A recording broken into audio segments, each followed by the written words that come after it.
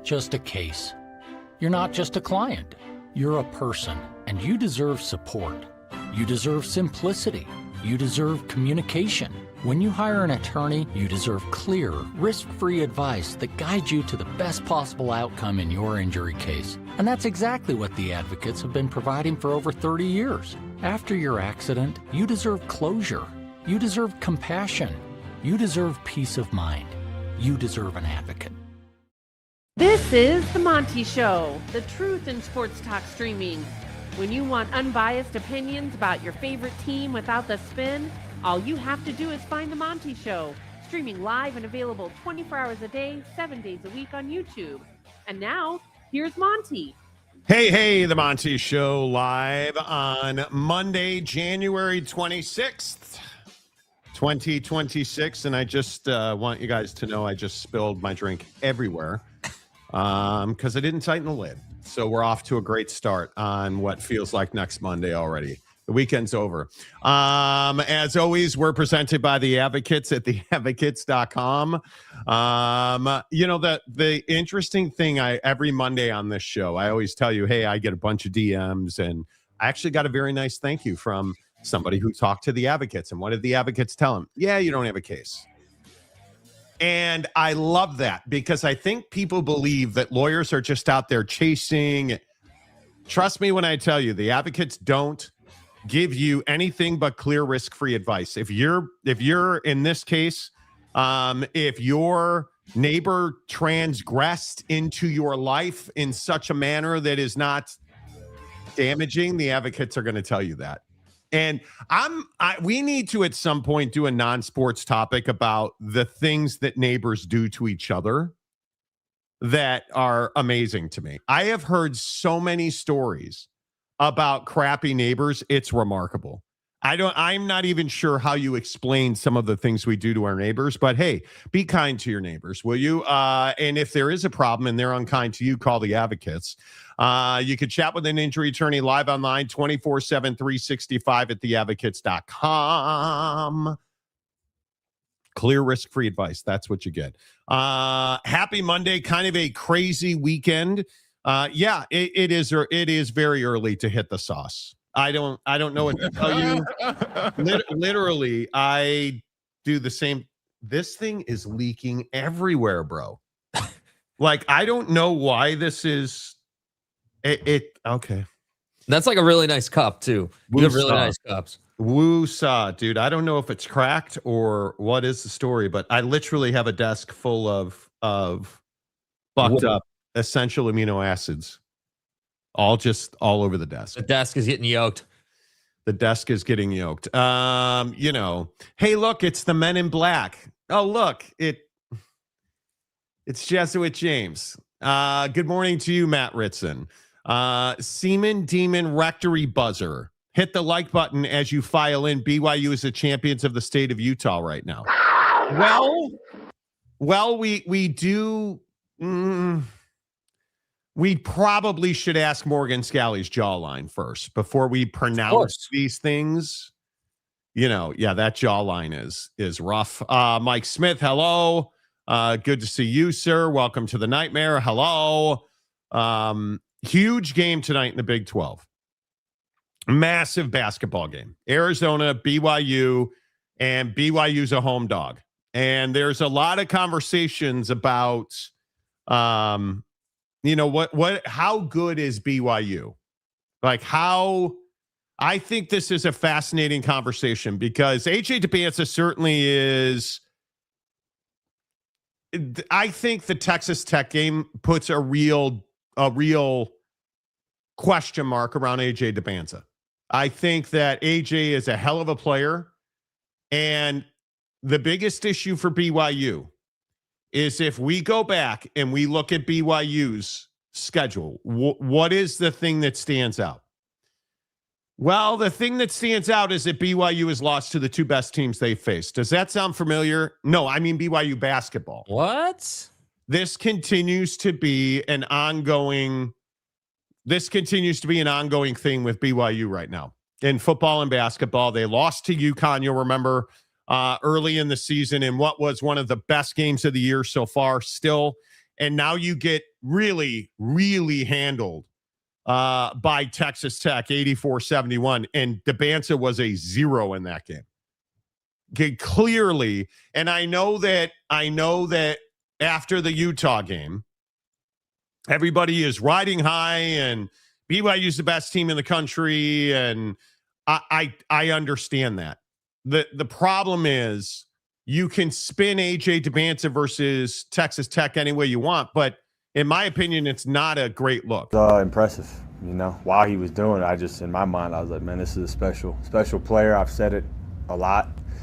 I think he's hands down the clear-cut #1 pick in the NBA draft upcoming, and it was on full display tonight. He was doing it every which way. And I think the thing I like about it more than anything is, it's coming off his worst performance of the year. He wasn't good at Texas Tech, and came out tonight with the unfazed and had a clear want to just go out and dominate a game, and he got going. Oh, he had a killer instinct, and wow, AJ, and I love AJ Dybantsa. Excuse me, I love the kid. I think AJ Dybantsa is the best player in the country, and I don't have any question in my mind that he should be the #1 pick in the draft. But you cannot continue to play the way he's playing. You're dominating, and listen, you look at his bounce back performance against Utah. Utah is the dregs of college basketball.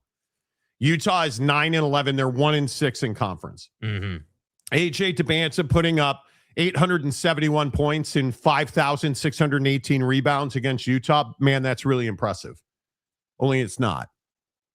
I will continue to tell you, beating Utah right now is fun. Beating Utah right now is cool and neat.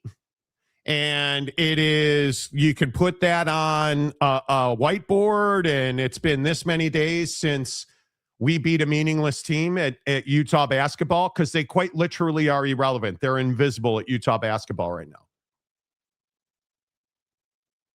But if you come out tonight and you lay an egg against Arizona, you're done. There's nothing to talk about basketball-wise. Nothing. Yeah, this is the entire season is on the line. Yeah, I think that BYU's problem is that they've got 3 guys who contribute nightly, most nights, I should say. And when they're not getting 40 or 30 out of Dybantsa, it's a tough going evening for them. The bench to me is particularly the problem. Again, against the Utah team, he puts up 43. You've got Saunders putting up what he put up, and you got 9 points off the bench. Yeah, like that. Plus, there just wasn't a lot of just contribution overall. In college basketball, there's a lot of ways to affect the game, and it's not necessarily that they need someone to come off the bench and give them 20. But it would be nice if someone came off the bench and gave him a big rebounding game, or gave him a big plus-minus game, or there are other ways to affect the game. And that's what's tough is that BYU is doing everything that they can do to win in basketball. But I couldn't agree more that I think that the level of competition and how you perform against those really bad teams versus the really good teams is kind of the storyline of this team right now. And everyone agrees that AJ is the #1 pick in this coming draft. I don't even think that's in dispute at this point. But there's a difference between being a top end draft pick and actually going out and competing for a national championship in college basketball. And that's what I think that gap is what I think is what everyone's talking about, because it is a wide gap. Everything was great last year with Kevin Young and coming in, and the program's well funded and everything's awesome, and the new car smell was big. But I think this year it's all right, well, yeah, what do you do against Arizona as a home dog? Is this a game you're competitive in, or are we getting another Texas Tech performance? That's what's really interesting. Well, I think AJ's always going to be the focus of everybody's business. It's guys like Keba that have to do yeoman's work in big games, and he is not. He was not good against UConn. He was not good against Texas Tech. and you start looking at BYU and you tell yourself, when you have Arizona at Kansas, Oak State, and then Houston in the next 2 weeks, that's your next 4 games. We're going to find out who you are. AJ Dybantsa is going to make his NBA draft case in the next 2 weeks. And if he does not put up markedly better numbers, you have to, because I will continue to tell you, outside of the Oklahoma State game, your season's going to be on the line every night.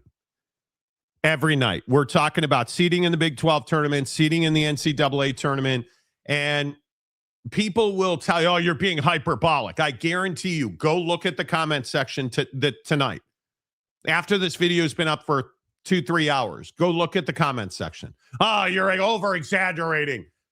Seeding in the Big 12 tournament directly impacts your seeding in the NCAA tournament. Yep.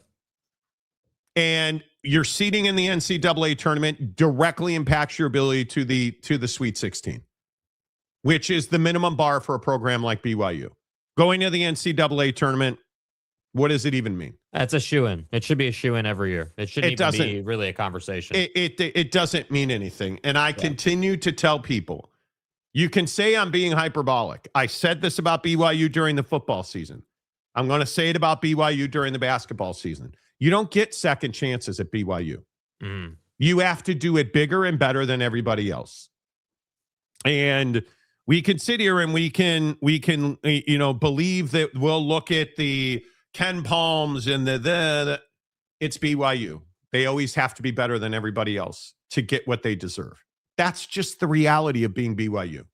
You can't just say, well, we won enough games, put us in. Yeah, it turns out, how'd that work out in football?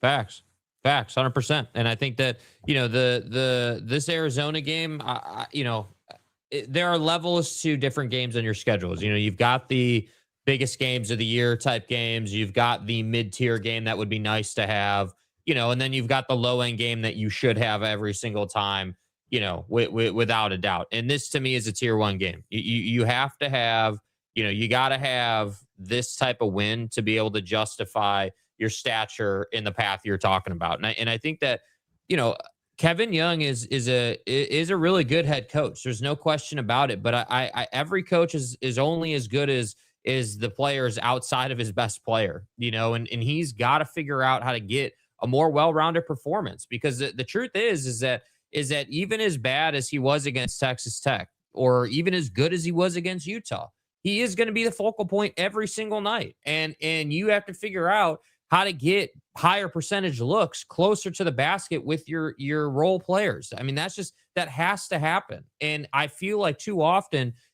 specifically in their starting 5, it just turns into, hey, we're going to move the ball. They're pretty good about moving the ball. But inevitably, when you get down to that 12, 10, 8 seconds left on the clock situation in an offensive possession, it turns into just give it to AJ and let him figure it out. And some nights that's 43 points, and other nights that's 15 points. And that's what stands out to me. You took against Utah, as a team, I think you took 67 total shots, and he's got 30 of those attempts overall from 3 and from 2. Now he was 50% or whatever it was, but he that was his best game or whatever. But you can't do that as an offense long term and think that you're going to beat a lot of teams. I just will continue to say Texas Tech, in my opinion, is, when you look at their rotation, and if you haven't seen Texas Tech play, they play 6-7 guys. That's really it. They will. You're talking about, they really play 6 guys, and the majority of their minutes are eaten up by their 5 starters. And I mean, I'd probably say 90% of the time. I'd have to go back and look at the box on BYU, but I think I think I could be wrong, but I think Grove's got 8 minutes or some stupid, that's their leading 6-man minute wise. So my point is, when BYU isn't getting production out of guys like Keba, or Kennard Davis had a dreadful game, as not productive as AJ Dybantsa was. AJ had, 13 points and 3 rebounds. You look at the numbers, and I don't want to go crushing Kennard Davis, but I think he was like 0 of 6 from 3 in that game. Kennard Davis was 0 of 6 from 3, 2 of 8 from the floor, 5 points, 2 rebounds, 4 fouls. That's not good. That's not good. And what stands out to you about that? This is a guy that averages 7 points and 3 boards. And this is a guy that on the season averages 29% from 3. So that's problematic. And it's because BYU isn't getting production from their best players in big games. Mm-hmm. And on top of that, they're not getting production from the other 4 guys. And you need somebody like obviously everybody points to Richie, but you look at Robert Wright. He gives you 28 points and you lost. He gave you 28 points from a guy who averages, what does he average a game? Like 18 and 3. And you lost. It's not bad. No. The point is, he gives you 18 and 3. He stepped up against Texas Tech. Yeah. And he scored 10 points. He scored 50% more than he usually does. And you lost. That's problematic. And that's why I say, and I understand BYU fans going to lose their mind on me over the Arizona game. You're playing for your season. Well, and I just think it's a great measuring stick of your program. I agree you're playing for your season, but I think that this game is a game where you're like, okay, cool. We need, AJ is our best player. It can't be AJ can't score 40 in this game and they win. That's not how these kind of games work, right? AJ needs to be 25 to 30 points. I would love to see him be 10 plus boards, right? I'd love to see a double-double out of him. And then I would love to see him play make a little bit, right? Because that's always the next level. If you've got a team, and we see this in the NBA constantly, this is the LeBag conversation, I guess, but the best players in the league know how to draw the defense and make their teammates better, right? Get their teammates high percentage looks by drawing the defense and putting the defense in bad positions. So I understand at the college level, it's much more of a system offense, right? The mindset is we are running sets every single time down, 9 out of 10 times, unless we're playing in transition or, it's a late game situation or something and it's just a one-on-one. So I understand that Kevin Young loves to do that, but there needs to be in my opinion, a mindset around, we know Arizona is going to work hard to get the ball out of AJ's hand, and we need to be prepared for that, and we need to accommodate that. We need to use that to our advantage, and I think that to me is the next thing out of AJ that I'm looking for. I understand you can score at all 3 levels. I understand you can be a tenacious defender when you want to be. No question about it. You're good at the rim. You can do everything. But in these kind of games with this roster that he's on for their team, for them to beat teams like Arizona, he has to manipulate the game at that level, in my opinion, to get other guys involved outside of the 2 other guys that help him every night. You need the other 5 or 6 guys that see reasonable minutes, enough minutes to impact the game, to have better contributions. Yeah, I think the problem is, and again, I understand that we don't like to live in reality as sports fans, but what's the reality of college basketball? The reality is your star players have to be stars every night in college basketball. AJ Dybantsa doesn't get a night off because what happens when he does? They're 0-2. That's the reality of college basketball, right? And you look at the boozers, or pick your poison on like this argument over who should be the number 1 pick in the draft. I probably would take AJ Dybantsa, but I think after Texas Tech, many people have moved. Like I was looking at the mock drafts. Most people now in their mock drafts have moved Darren Peterson from Kansas over AJ Dybantsa. Now, I know I don't know anything about sports. I don't know ball, Monty. But why would you move Darren Peterson ahead of AJ Dybantsa after the Texas Tech game, because it was another big game where AJ Dybantsa was the focus of one of the better defenses in the country, and he couldn't produce. They lost. And that's the harsh reality. Is it AJ's fault they lost? Probably not. Did he have a bad game? His worst. And it's going to cost him the number 1 spot in the NBA draft. Welcome to the real world. That's the reality. So when I say, hey, your season's on the line tonight, understand what's going to be contested at the Marriott Center tonight. Not the Marriott. It's the Marriott Center. Yeah, it's not Marriott, dude. Okay, it's Marriott. Understand what's going to be contested tonight. A lot of people's draft decisions, and you won't be able to change that after a game. If he does not play well tonight, after tonight, the only chance he'll have to change that is the NCAA tournament. What do you think playing well tonight looks like, though? Is that obviously a win, of course, but like, you know, is that a 30-point performance against, you know, an Arizona squad? Is that, I mean, no, he needs to have the Utah game against Arizona. Yeah. And that's one of the best teams in the country, because that's what the best players do. Doesn't matter who's on the other side, who is guarding you. You got to put up 35, 40 points. You got to, because what was he, 40 and 46 and 3, I think. He's a wonderful passer. Yeah. He is. He shares the ball. When he shares the ball, it's a symphony. Yeah, and it is a home game. I mean, there is no reason there really is no excuse, right? I mean, you're in your building. You have your fans on your side supporting you. You know, you slept in your own bed.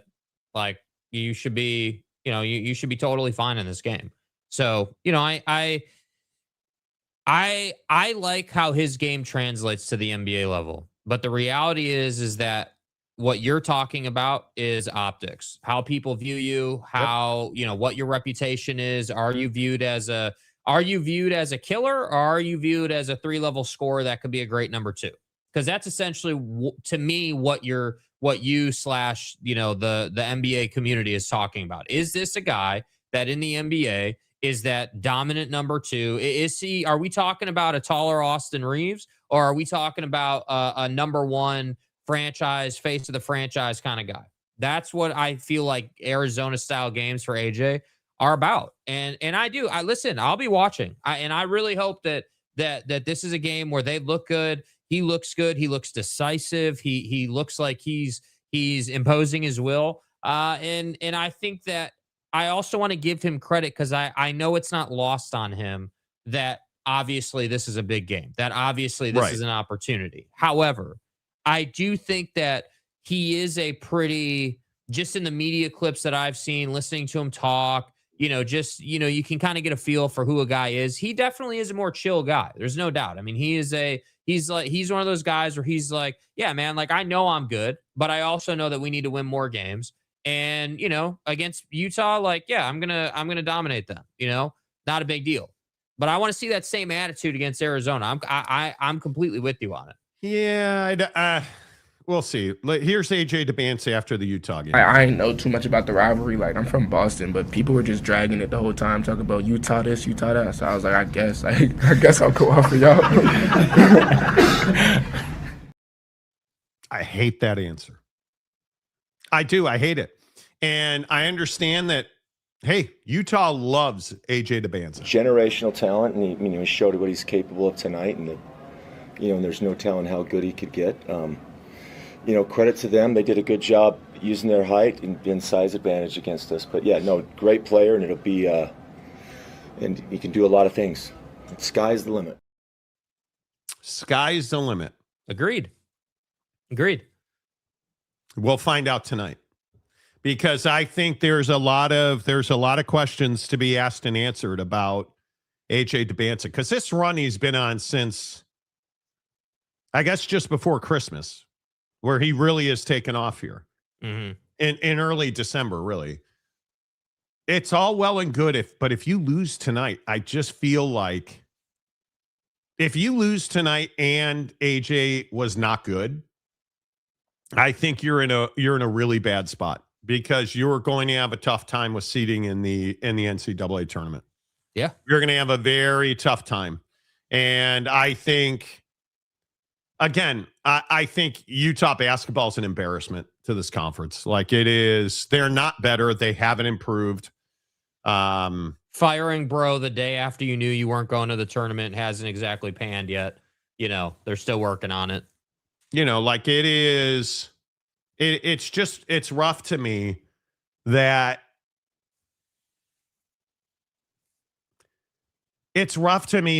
BYU is in this position to, and they're inarguably the best business operation in the Big 12.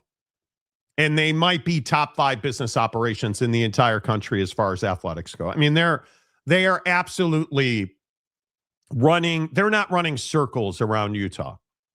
They're running trenches around Utah. Like Utah is in a terrible place athletically right now. Like I'm a buyer on the belief that it is systematic at Utah. It is not that they don't have enough talent or they had, Alex needs some time. I am starting to believe that there are internal systematic issues at Utah. And if Morgan Scalley has a disastrous season, I think that is going to be exposed. Because you're stuck with Morgan Scalley, better or worse, for probably 3 years. Probably 3 years, for better or for worse. And you are in a place where men's basketball, you're turning over the coach. If you do not improve next year, this is a lost season now. The season's over for Utah. Like you're quite literally just practicing your dribbles now. Yeah. Your season's over. These are the development minutes, as they're known. Yeah. And I think BYU fan, if you look at the messaging, the lack of enthusiasm about beating Utah, that's going to show you like it. They're just they know. There's no they're enthusiasm. There's no trophy. Yeah. At the end of the day, for beating Utah. It's not a badge. It's not a badge. It's not. This isn't the holy war on the football field. This isn't the BYU, we beat them 3 times in a row now. Wow. Like that's not what this is, dude. Even in football, BYU is at this point several seasons ahead of Utah. Utah would have to have, I don't even know what would have to happen in football for Utah to have a 9-win season this year in football. Would be Morgan Scalley should be coach of the year if they win 9 games. Like I'm not even I look at where Utah athletics is, and I think this is the first time I've ever looked at Mark Harlan and just been like, I wonder. Because the football disaster of the last month, and now basketball just being a complete farce. I don't know what you're hanging on to as a Utah fan. I really do not. I've never seen one guy in Kyle Whittingham completely tank the morale of a fan base. I can't. And I've never seen it. Yeah, well, I've never seen it. And part of that though is Witt's leaving did do that, but to me, part of it is again what you had behind him. I understand the initial reaction was, well, hey, I mean, Morgan's going to step in and everything's going to be great, and maybe it will be, right? But that's not what happened, though. But that's not what happened. Yeah, and that's my point. Is like it's just not. It's working both ways now. It's rare in the BYU Utah like conversation and ethos that you see kind of a sort of a similar reaction on both sides, where like BYU fan isn't really like touting, yeah, we beat Utah, we're the best, wow. Like you're not really seeing that on the basketball floor right now out of that fan base. And then you in football, it's like, all right, cool. Like now we've won several in a row. We're a borderline CFP team, and Utah clearly is taking a step back. I just don't know. There is no other way. Even if you're the biggest Utah supporter, I don't know how you describe it any other way. I mean, it's just not like what other way is there to describe the situation? I think If it was a coaching change that was problematic, okay, totally understand that. Like, nobody expects Morgan Scalley's not getting fired after this. Unless he goes butter knives on us, Morgan Scalley's not getting fired after this season. Right. Like, he could go winless and he wouldn't get fired. The issue isn't you made a coaching change.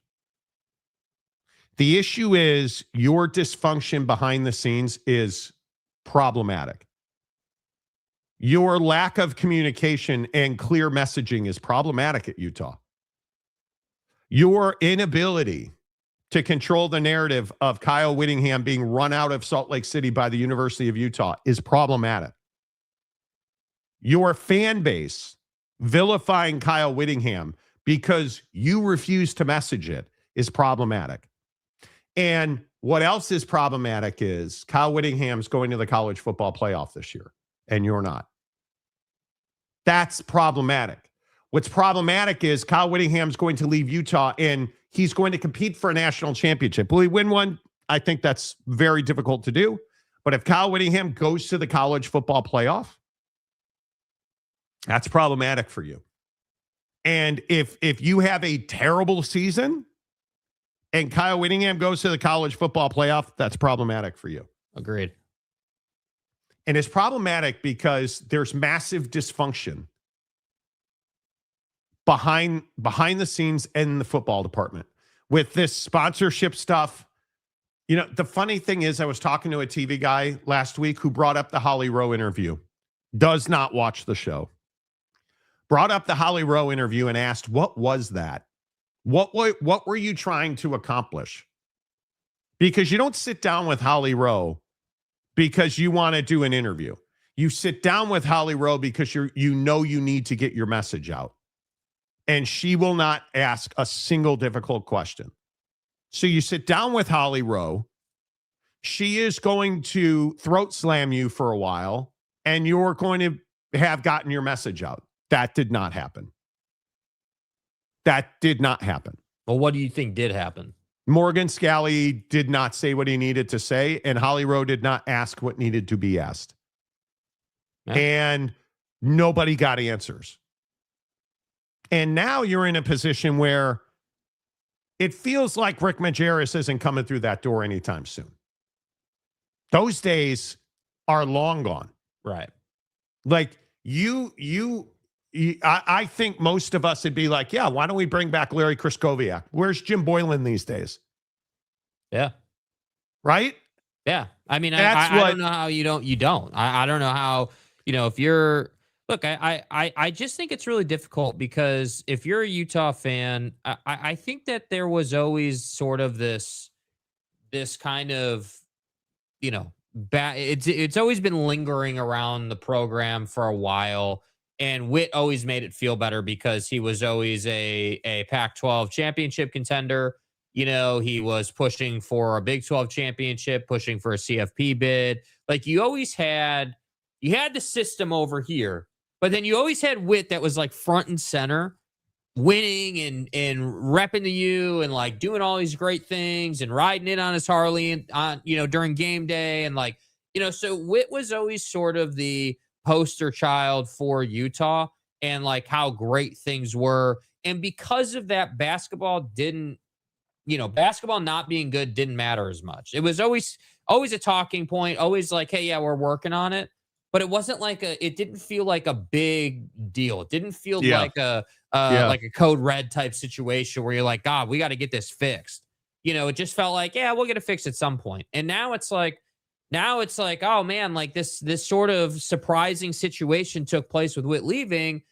And now everyone's looking at our program and they're like, yeah, like you guys probably aren't going to be great on the football field in year one. You're not good in basketball. And your building is empty. Your building is empty. Nobody's going to games. Yeah, you got humiliated. You got humiliated in your own building by BYU fans. Like it's rough. All right, let's get your comments. Is AJ Dybantsa the best player in the country? Because I think that's up for question. Oh, look, stupid comments from Utah fans. Hey, TDS fans, did you ever win the WCC? Bro, you haven't been fucking relevant for 20 years. Shut up. Yeah. Like, This is the stuff that makes Utah the worst fan base in social media. Like, you're an embarrassment. Saying something like this is completely embarrassing. Yeah. You haven't been relevant for 20, what is it? Probably, and again, I guess I can go back and look at the history of So you're making Utah us get the old basketball, Google but machine going, dude. Come on. you haven't been relevant since probably the year after Rick Majerus left.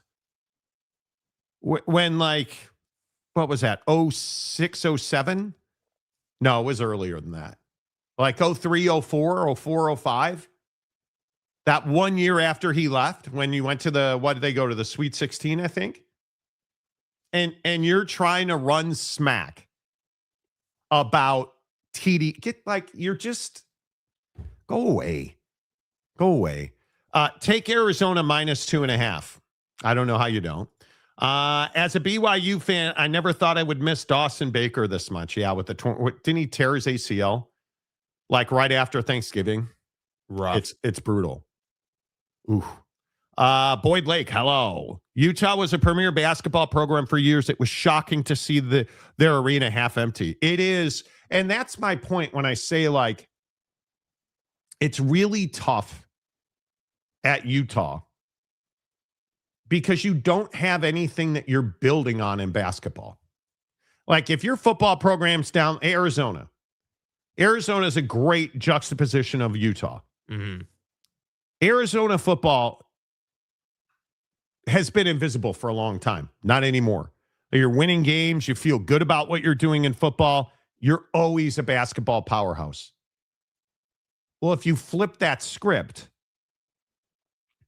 and you say to yourself, well, Arizona's been a wreck in basketball. Sean Miller, wiretaps that weren't, Such as in like. Well, they're back because they're a perennial basketball powerhouse. One of the best teams in the country right now. And their football now is rising. Look at Utah. Irrelevant in men's basketball, just invisible. And now you have as much instability around football as you've probably had in predating Kyle Whittingham.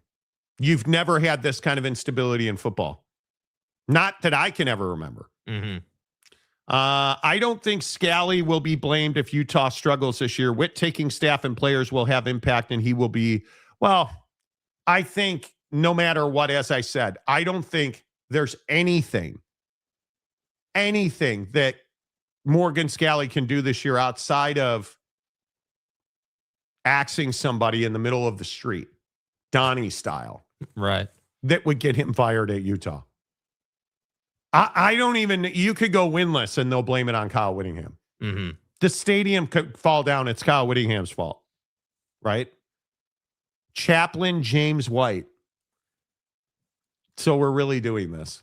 How about them frogs? You're not a TCU fan. Nobody cares. How? Bro, where? Have you spoken to Jesus about this? Have you spoken to Jesus about this? Wolf of Wall Street. You probably should. I think Jesus would be embarrassed for you with this TCU nonsense. Come on. Like, what are we even doing? Yeah. Did anyone see TCU beat Baylor in Waco? I was there. Was your wife there? Because she's a Baylor fan now. Your current wife. Yeah, your current wife, not the Walmart wife. Your current wife. Yeah. Mm-hmm. It is always, yeah. You guys are ridiculous that you're trying to put yourself off as a TCU basketball fan. Bro, go back to bed. All right, I'll take the bait. The entire season is not on the line. Okay, so what happens if you lose tonight? You lose tonight and AJ Dybantsa doesn't play well. Is he the number one pick in the NBA draft? No. You lose tonight. Does it impact your seeding in the Big 12 tournament? Yes. You lose tonight. You've lost to the three best teams that you've played this year. Does it impact your seeding in the NCAA tournament?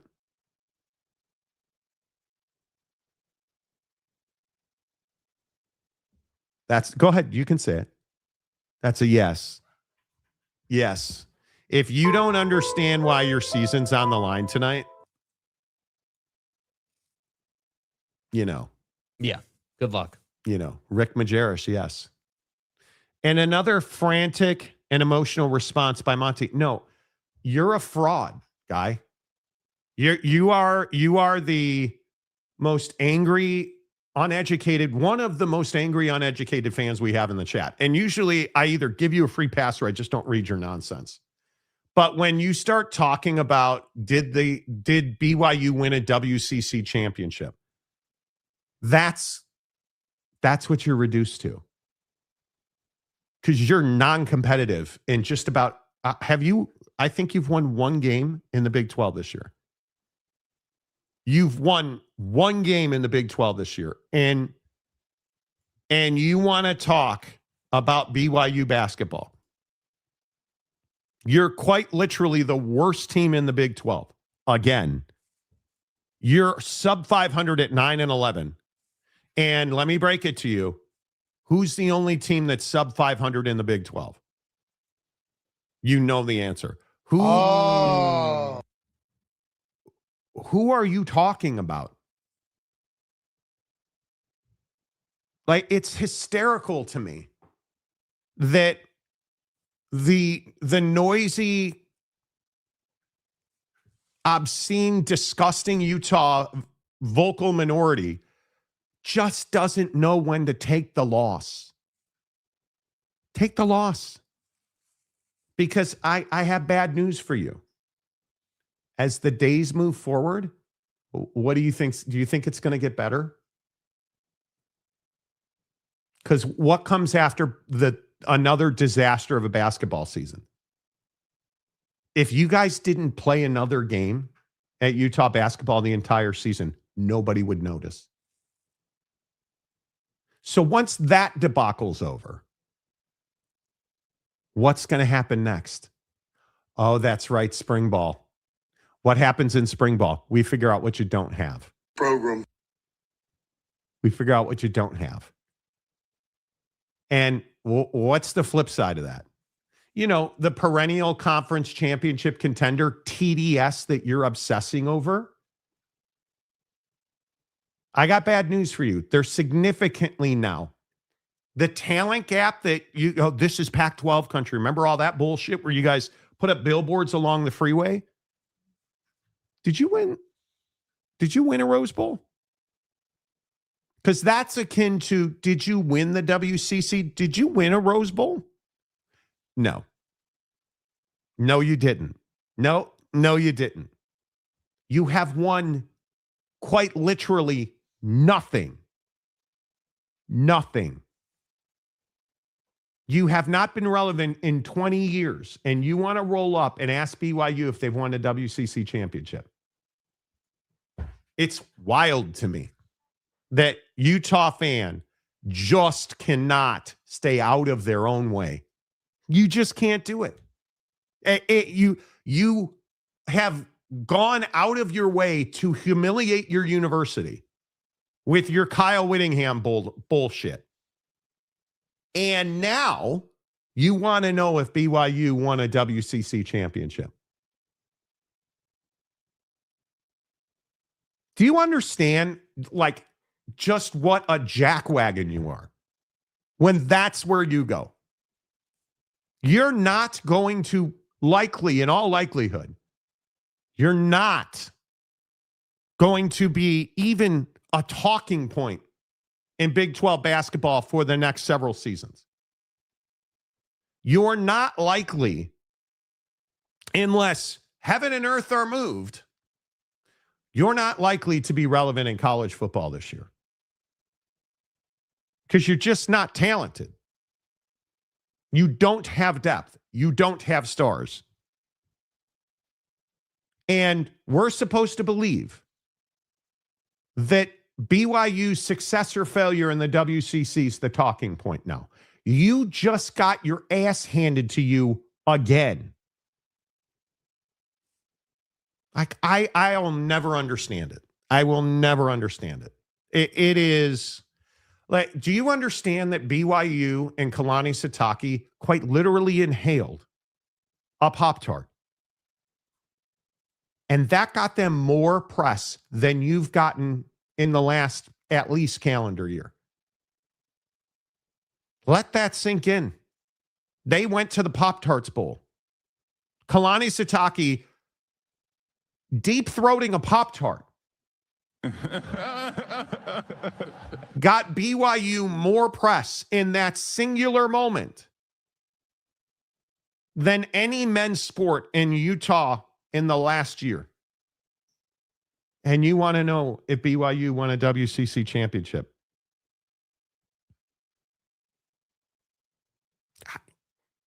How do you fix that? Yeah, I don't know, man. That's what Utah fan does, man. Utah fan on Twitter, anyway. I don't know that there's anybody in the entire universe who's defended Mark Harlan more than me. And now I'm not doing that. When you attack, when Mark Harlan sinks to the level of your disgusting behavior and attacks a kid on Twitter, that's kind of where I get off the train. That's last stop, dude. Like, it's crazy to me. Crazy to me. And then BYU fan can't help. You're winning. Shut up. You're winning. You're winning. Don't talk. AJ Dybantsa's future draft status does not affect my fandom.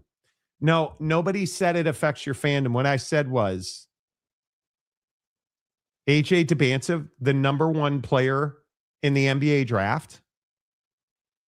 Do you think there's any value, monetary value, for BYU if AJ Dybantsa goes number one overall? He is a black kid who's not Mormon, who's from Boston, as he just told you. He's not LDS. He got paid, so he came to BYU. If he goes number one overall, you think that helps you at all? I would say yes, significantly. You're on a hot streak we've never seen the likes of in Provo. You're running a business operation that is dominating a good swath of college athletics. Mm-hmm. Not the state of Utah. That was conquered several years ago. You're running an athletic department at BYU that is dominating large portions of the country. And you can't. It's crazy to me. TCU James on strike. Eye patch is a complete tool. It's why Eye patch is one of those guys. When he says something relevant and I happen to see it, I will read it. 9 out of 10 of his comments go unread because there's nothing there. He's the meat inside an idiot sandwich. You know. You win nothing. Now, good day, sir. I say good day, sir. Yeah.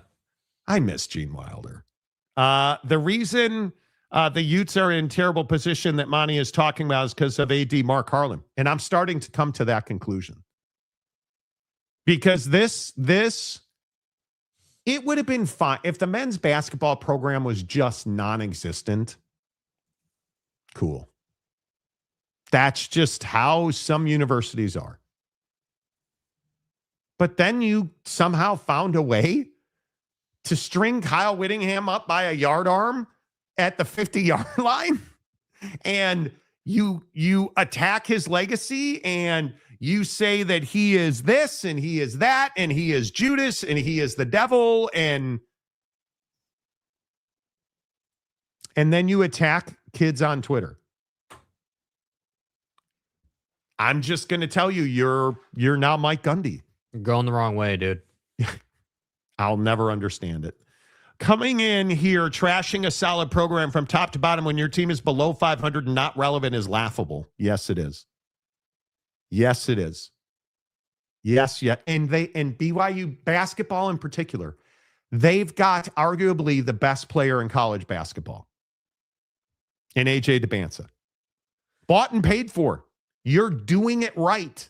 Which is no longer a sin. No longer, a terrible thing to do in today's world. BYU fan, just put on your seatbelt, get comfortable, and go for the ride. Let idiot Utah fan do his thing. I make a good point. Thank you. Appreciate that. I brought up Harlan eye patch. What is eye patch thing? Matter of fact, I haven't talked about Mark Harlan either, good or bad. Well, nobody said you did. Who said you did? What I said was Mark Harlan has lowered himself to your scumbaggery by attacking people on Twitter. Oh, I'm sorry. Let me correct myself. By attacking teenage kids on Twitter. Kids who wanted to go with their family. Because what is his uncle and his brother are both at Michigan football? Family. Yeah, attack that kid. Good idea. Good idea. Like, it's one of the dumbest things I've ever seen. Who said yes to that idea?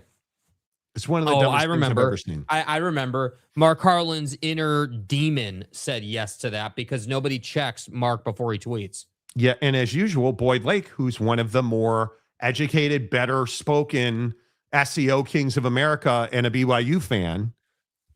Yes, Igor's success, huge. AJ's success, huge. Yeah. If BYU were to land the number 1 pick in the NBA draft, I think it could be transformative for 5 years because that's going to net you. It's almost like a self-fulfilling prophecy. Well, if I go there, hey, look, AJ went there. He's not Mormon. He didn't go to church. He's not. And he's the number 1 pick in the. I should consider that. And you start looking around the NFL and you start looking around the NBA. And the biggest issue is with AJ, we don't have to talk about the Jimmer anymore. No. That's the singular biggest. Mainly because he's a better player. But it's not even better player. Jimmer was a sensation who never was a sensation in the NBA. He never made it. Star overseas, star in 3-on-3, really great college basketball player, but he was a freak. Right? For everything that the Jimmer meant to this university, and he meant a lot. For everything the Jimmer was, he was a carnival act. He could shoot the 3 really well.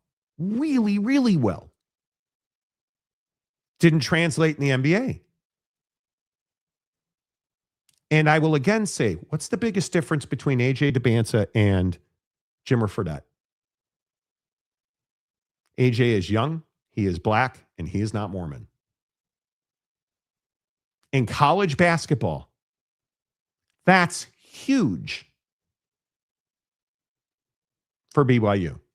For everybody else, it's just is what it is. At BYU, the non-member black athlete in college basketball is really important to their grand scheme of NIL and winning a national championship. Because that's what BYU's after. BYU's not after participation trophies. You guys should try that. Yeah. Mark Harlan will get fired before Ward Manuel. People are nobody's asking that. Nobody's asking that. Ward should have been fired by now. There's an investigation going. He is the last man standing. Guess the buck stops here mantra does not work at Michigan. I think Ward Manuel at the end of this investigation, because don't forget, our highly ethical friends at Michigan. You guys, they're running an independent investigation, and let's just be honest, friends. They're doing everything that they can do to root out any kind of corruption. Don't lie to me. At the end of this investigation, he'll be gone. No doubt. Good news, Harlan is no J.D. Wicker. Bad news, Harlan is no homo. Very true.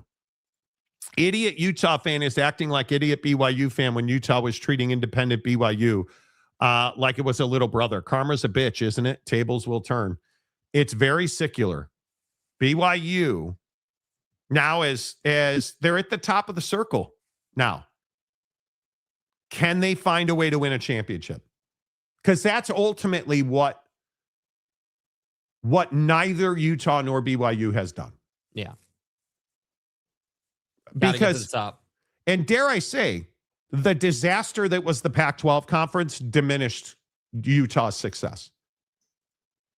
Nobody talks about, back-to-back Pac-12 championships. Wow. Nobody talks about that. Who in Utah is talking about that? Your crown jewel accomplishment, hollow. Well, and why is that? Well, because you didn't win the Rose Bowl. So, Smithers, I think Mark Harlan's downfall began when he started reacting to tweets about not leaving the conference when he left a conference to go to another conference. Nah, I don't think so. I think that's what you do. I don't think that's his downfall began when he lost his mind over the BYU loss. Yes. When he was on the field and that's where he began to backslide. I think there is some truth to that, Brandon Bowler. I think there is.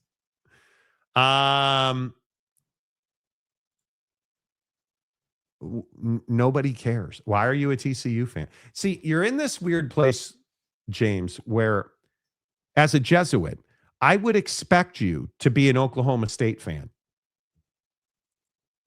But now you're a TCU fan. And when football starts, and inevitably TCU is going to suck, you're going to migrate back to Oak State. And you're going to have forgotten that your demon is at TCU.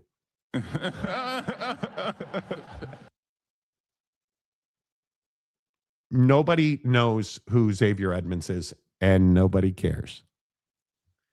You know. Robert Wright is also very important to BYU. He's having a great season. But like I said, he scored 50% above his average, and they lost. That team comes and goes with AJ. It's very simple. You'll get the occasional Richie Saunders unbelievable performance.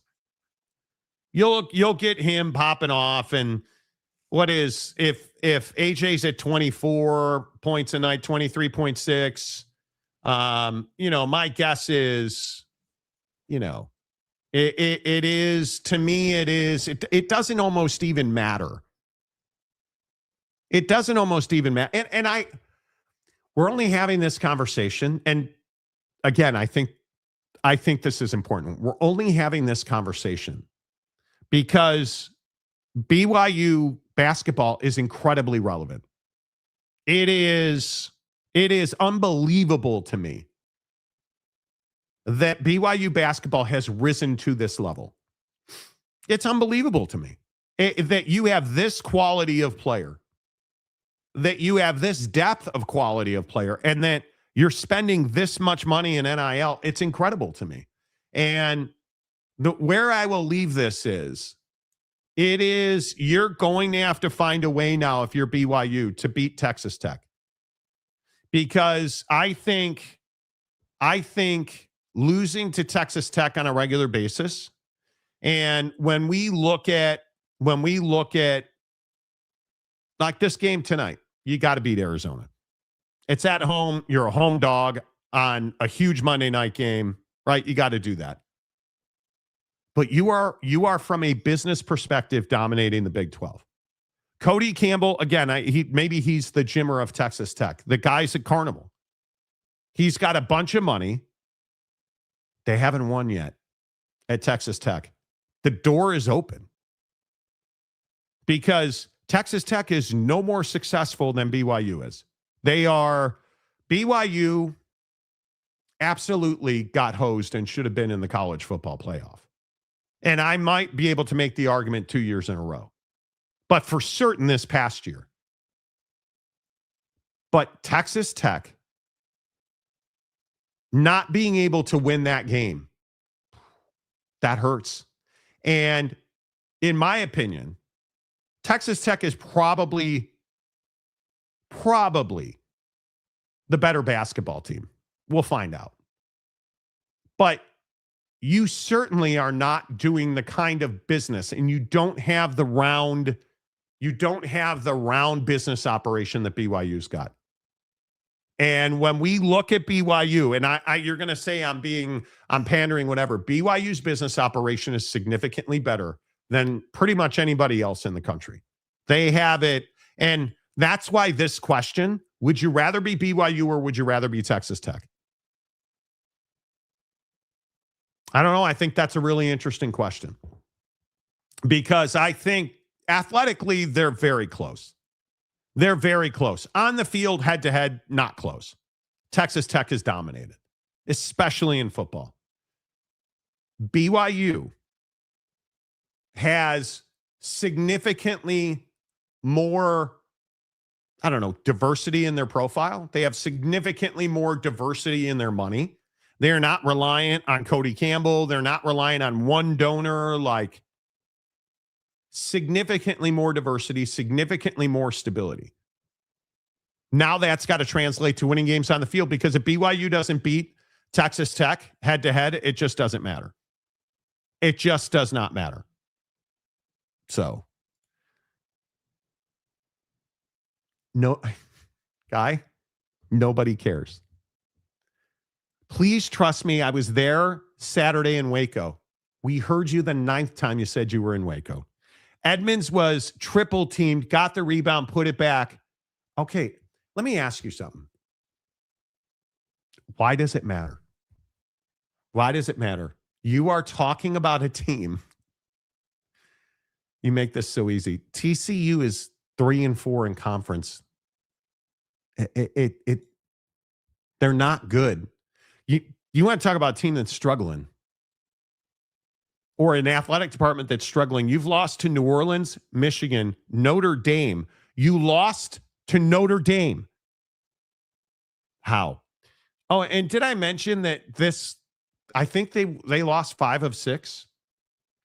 Kansas, Arizona, BYU. You lost to Utah. Thankfully, Oak State's below you in the standings. And you want me to talk about? No. I appreciate the $5. I do. What's going to happen, James? What's going to happen when Oklahoma State gets better in football? Do you just forget that TCU exists, or I think that would be interesting? Brandon Butler, BYU now has rules they can play by that lets them keep their white hat. The Y has handicapped by the old rule. Oh, I don't think there's any doubt they were handicapped. Remember the BYU Bagman? You guys remember the BYU Bagman? Now, as a private school, they can flex their money in answer to no one. And we're going to get into Dabo and all that tampering stuff in a minute. BYU does not have to open their books to anybody. They're a private faith-based institution. They don't have to open their books. Butter knife equals best turd cutter. Jake on the phone with Sharon Moore to get a good deal on a turd cutter. Okay. Excited to see the entire BYU Arizona game. I've only tuned in here and there to BYU games this year. AJ Dybantsa is legitimate. He is. If you have not watched AJ Dybantsa play basketball, you should watch tonight. They seem to wait for AJ to do his thing when I tuned in. Should be a great game tonight. Well, I just think that AJ, he's what every star player is to a team. He's the guy that gets you going. And when they are playing their best, when they are firing on all cylinders, he makes them better. Because I'm telling you, I know we all look at numbers and stat sheets, and AJ Dybantsa, when he passes the basketball, when he is in full effect and he's getting his teammates involved, and I'm telling you, he is the best player in the country. Chaplain James White. It matters because if someone needs a power forward, they could get him in the second round of the draft and they would get a bargain. Okay. Yeah, go Frogs. But I think this is a very good point. This is a very, very good point. And I still maintain this conversation around Dabo Swinney is very interesting. Very, very interesting. And I say that because I think it is the number one question out of Dabo's presser: is tampering real in college athletics? Let's come back, talk about that after this from the Advocates. Injured in an accident? You may be entitled to a bigger settlement, up to 3.5 times bigger. Your initial consultation is 100% free, and we don't get paid unless we win your case. No matter the accident, we are here to help. The Advocates will fight for you because you deserve clarity, you deserve justice, you deserve guidance, you deserve an advocate. Contact us today. The Advocates at theadvocates.com. Clear risk-free advice. And as we head for spring, warmer months, I ask you again, how distracted are you when you drive? Because it's a huge problem. If you look at how much we're on our phones, or you really have to, you know, what brings that to my mind is driving in Seattle is very difficult because it is, most days it's chaotic, right? And one of the hard parts here is there's so many scooter and bicycle lanes. There's actually red lights for scooters and bicycles because there's so much left turn that scooters and bicycles, you're in a terrible spot. So you have to follow the red and green lights on a scooter. And I'm telling you, when you're a distracted driver or when you are a non-law abiding scooter bicyclist, your life is on the line. And if the worst happens, be ready to get the best at theadvocates.com. Slow down. The Advocates remind you, remove the distractions from your driving experience, put the phones down, calm the kids. Like, there's a lot going on inside of your head and inside of your car. Reduce the distractions, be better, be safer. And if the worst happens, be ready to get clear, risk-free advice at theadvocates.com. Dabo Swinney went on a rant against Ole Miss. And I could describe it, but I will let Dabo describe it in the comment section. Do you believe that tampering is a thing? Is what he's describing happening? Absolutely. How much of it is illegal? That's the question. Yeah, like there's tampering and then there's blatant tampering. You know, tampering 101 is when you're talking to kids who aren't in the portal. Tampering 201 is when you've already negotiated the deal with the kids not in the portal. Tampering 301 is when you got a kid who's gone in the portal, signed somewhere, moved there, gone to classes, and you're texting them while they're in class. That's like a whole nother level of tampering. And it's total hypocrisy because all this is going on while they, on the other side, are trying to fight their defensive end from going in the portal.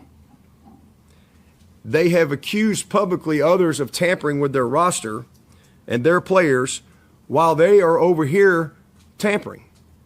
All right, so this is just a really sad state of affairs, and it's, to me, we have a broken system. And if there are no consequences for tampering, then we have no rules and we have no governance. It's really just that simple. Ding. Tampering's not illegal. That's the hard part. Now, what he's describing, and for those of you who don't know, and again, I'm not calling out players by name, or Dabo Swinney had a transfer player come into Clemson and started class last week. Ole Miss apparently wanted that player, but didn't get him. So what did they do? They started texting him and calling him. He said, "Nah, I'm good at Ole Miss. I'm good at Clemson. I don't want to go to Ole Miss." Tampering 101. So what did they do? Well, they went back to him and said, "Well, how about we what are they paying you? How about we pay you double of that?" Like, they just started being crazy. Tampering 201. Throwing out a bunch of money. They just started getting super aggressive, texting, calling him out of class. Like, And he still resisted, the player did. And then what did they do? Allegedly, the head coach at Ole Miss sent the player at Clemson a picture of $1 million contract. Tampering 301. And said, here it is. It's sitting here waiting for you. And then all of a sudden the kid evaporated, just disappeared from Clemson's campus. Gone. That is illegal. That you cannot do. When you are tampering, which means you're talking to a kid who's not yet in the portal, is what Dabo's described. That happens every day. Yeah. Every single day.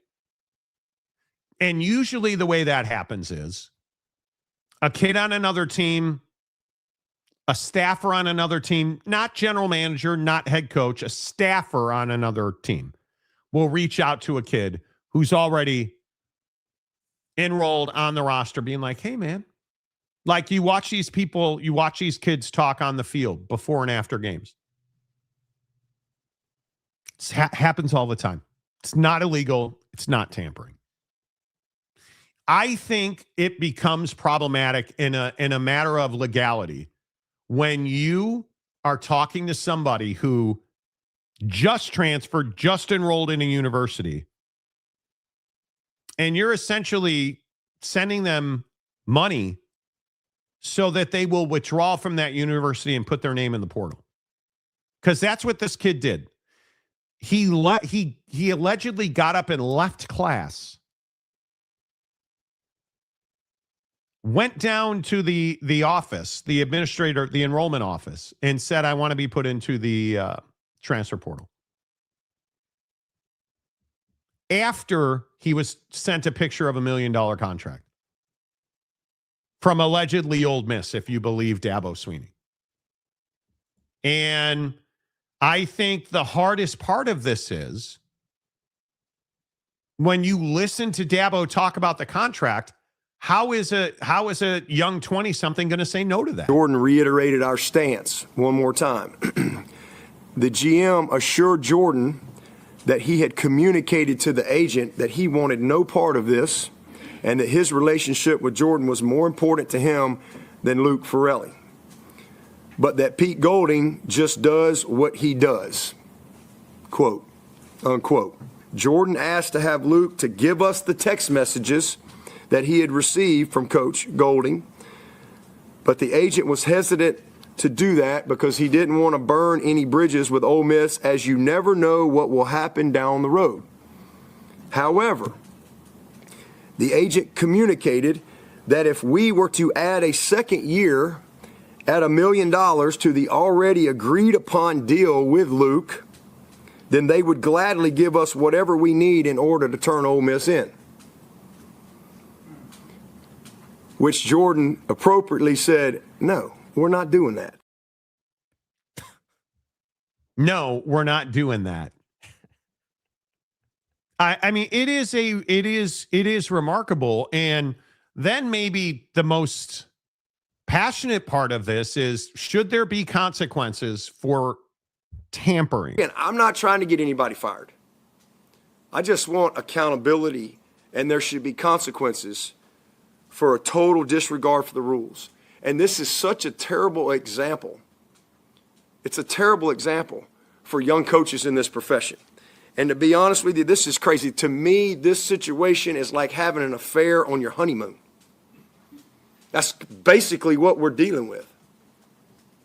And I know for a fact that this is happening at other places. Because you know why? Because I've had a bunch of coaches over the last week that have reached out to me. And they're going, well, let me tell you what's happened to me. Let me tell you what I know. Let me tell you my story. I've had a lot of people reach out with their stories. And so I want to challenge all of those coaches that have reached out to me. I want to challenge all of them. You need to step up and call it out. Otherwise, don't complain. You either step up and you be an example to young coaches in this profession and be people of integrity, or just shut your mouth and don't complain again. That's what I would say to all the coaches out there. Because I know this has happened. And we're never going to get this under control until we start having some consequences. We're just not. He's not wrong. No, he's not. The hard part here is who's going to enforce that? Because it is the wild, wild west. I think the dirt baggery of all of this is even the hypocrisy of it is Dabo doesn't want to do what needs to be done to win games. That's the God's honest truth. Dabo doesn't want to play the game. He doesn't want to. We already know he hates NIL. We already know he doesn't like the portal. It just is very difficult. It's very difficult for Dabo Swinney to digest this because he doesn't want to do what he's doing. Yeah, he wants to sit on a high horse, and he's been consistent, right? I mean, he's been very consistent that's not going to take place here, and we're not going to do things that certain type of way, and we're essentially a holier than thou kind of standpoint of like, we're not going to do that. We're not going to talk to kids until they're in the portal. But as usual in life, there are levels, there are layers, there are ways to do things and ways not to do things. And I agree with you that if you're going to contact a kid who just transferred and just signed a contract and just got to the new school, you're going to make a lot of noise doing that. You're going to rock the boat pretty heavily doing that. I don't think anyone has issues with schools reaching out to kids who are available, who are, air quotes, on the market, but not in the portal. Like, I think that's standard practice right now. That's what we do in college football, in college basketball. That's how business is done. So my stance hasn't really changed on this. I don't think there is such a thing as tampering the way Dabo would like tampering to be defined. But the reality is that there are some schools and some coaches, and again, this is a life lesson as usual, that are willing to do whatever it is they need to do, regardless of what the consequences may or may not be. Like, but what does it matter if nobody's enforcing this stuff? Well, and that's kind of the point, which is why Dabo sat up there and did this whole thing.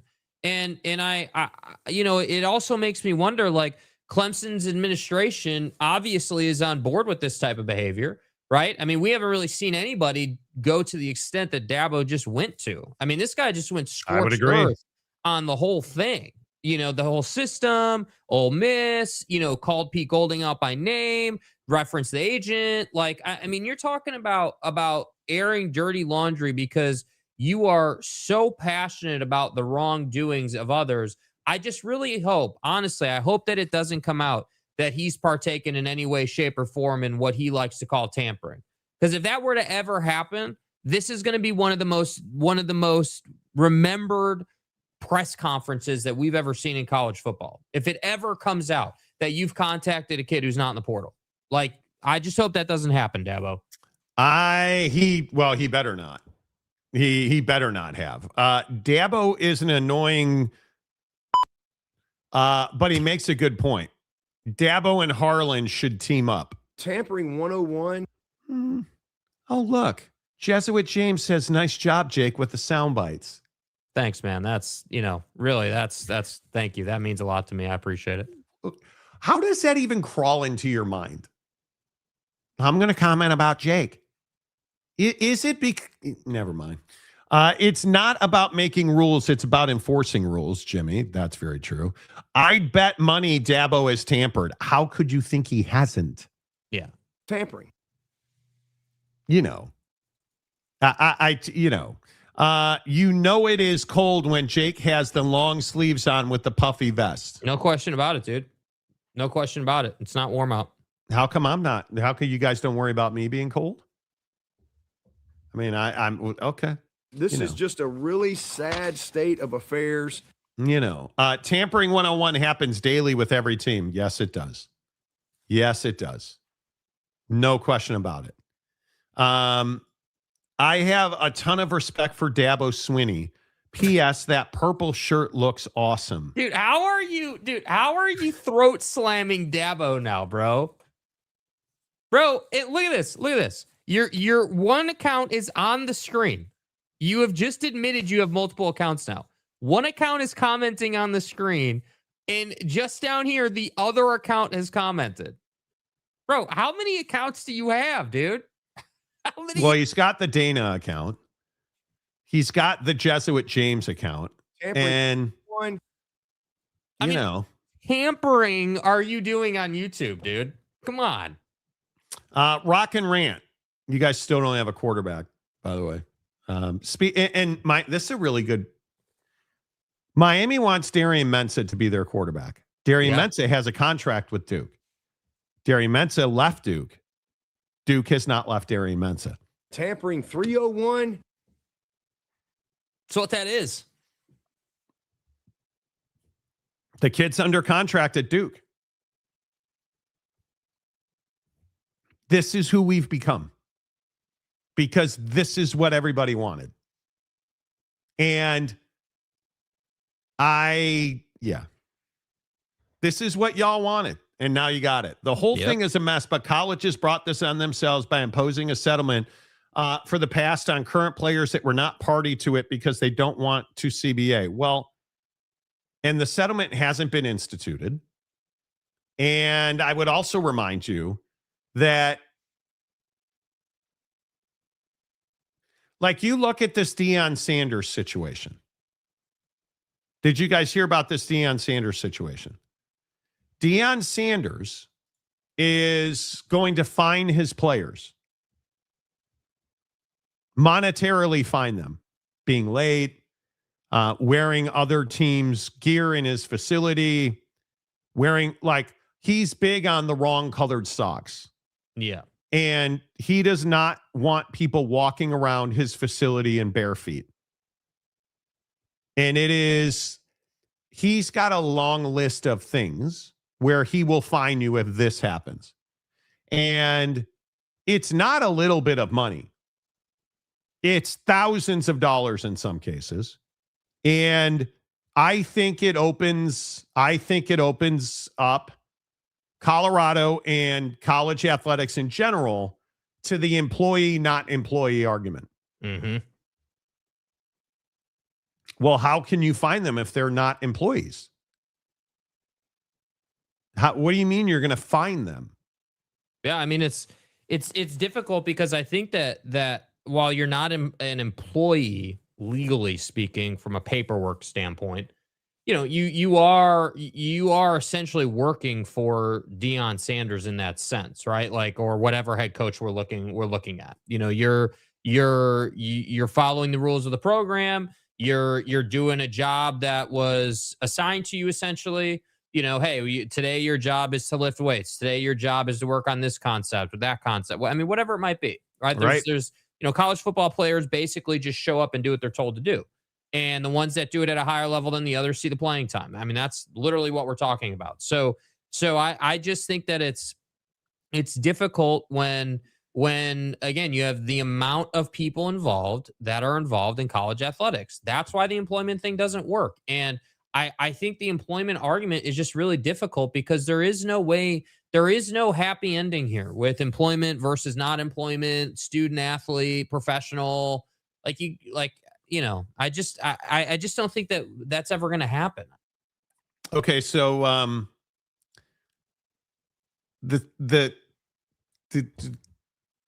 he's got, like, now he says from the TCU James account, Coach Prime trying to teach players what it's like to be in the NFL. I agree with him 100%. Oh, yeah. Okay. You know, that's fine. If you sign a contract, you are no longer available. That's tampering. Every kid signs a contract. So there's tampering, and then there's blatant tampering. And I guess this is where the rubber meets the road. Do you believe that a player should be able to talk to another player that's not on the roster about how to light off fireworks? What's the best way to mix a drink? Or should I go to your school? How are you going to police that? Yeah, I don't think you are policing it. I think that the policing needs to happen, when you're in that specific situation. You just got to a new school, just signed a deal, you're on the roster, you're in class. There has to be, in my opinion, a commitment point of like, the kid is here. That then means that it's signed, sealed, and delivered. You can't, and if you do, then your program's going to be, there's going to be consequences and discipline involved. But again, I have, FTR, I have no problem with, hey, the kid's not in the portal, but the end of the season is coming up, and that kid has made it known through players, agents, coaches, whatever. It's been made known that player is going to be getting in the portal. Okay, cool. You can reach out to that kid. No problem, dude. That kid's on the market. And that's what I have a lot of trouble with around how rigid people want this to be. I understand that there are lines with everything in life. Like there are things you do and things you don't do. And I understand that Dabo is fed up with it. But at the same time, there are characters in college football like Dabo, and again, by extension, Clemson, have decided to play the role of, we're going to be the whistleblower. We're going to be the person that talks about all this bad stuff happening. We're going to light people on fire and do all this stuff. And then there are other folks like, Lane Kiffin is the one who always catches strays, but there's the Lane Kiffins of the world. Because Jesuit James is a Jesuit named James, Lane Kiffin is the devil. Yeah. Right? Everyone wants to say that Lane Kiffin's, breaking rules and tampering and doing all this nasty stuff. But then who are we actually talking about here? Which I think is really ironic in the bigger picture. We're talking about Pete Golding here. Like, that's who Dabo went after. He didn't go after Lane, dude. He didn't say, well, Lane left and then Pete reached out. That's not what he said. Because look at what Lane did with Dallin Levitt's brother. Yeah. Dallin Levitt's anyway. Look at what Lane did with Sam Levitt. Had him to LSU for a visit. Went to a basketball game, sat courtside, like all kinds of things. Sam was like, hey, nice to see you. I appreciate the offer. We'll talk soon. And head to Knoxville now and meet with Tennessee. Did Lane just sit on his hands and hope? What did Lane Kiffin do? Went to Knoxville. How do we know that? He was tweeting pictures from Knoxville. Tampering 201. Right? Was Sam Levitt in the portal? Yes. Was Sam Levitt under contract with somebody else? No. You can hate Lane Kiffin. You'd hit his girlfriend. Yes. His daughters. Macaque. Right? You can hate him. The only reason to hate Lane Kiffin is because you're not Lane Kiffin. Yeah. He's living the life and he does it right. Right? Like this fine thing with Deion Sanders. Does he ever truly levy? Probably not. Probably not. But do you ever hear improprieties in Deion's program? Do you ever hear recruiting violations? Do you hear portal violations? Or probably not. No, what do you really hear? Don't. What do you hear? What were people pissed about with Deion? Oh, well, Deion's making his kids pray, and he talks about that it's Louis. And okay, cool. Those are all stylistic features of his program. You don't like it? Get in the portal. Cool, man. You don't like it? Go to another program. But he's not breaking rules, man. And that's, so this is my point when we've spent the first hour talking about the Utah stuff, or we talk about, Miami or Ole Miss or any of these teams, right? Ohio State, right? Kurt Signetti in Indiana. Ohio State. Bro, there are levels to the crime breaking, to the rule breaking. And I just think that it'll be interesting to see what actually happens, because right now, Dabo's alone. Dabo and Clemson are alone publicly in what they've done here.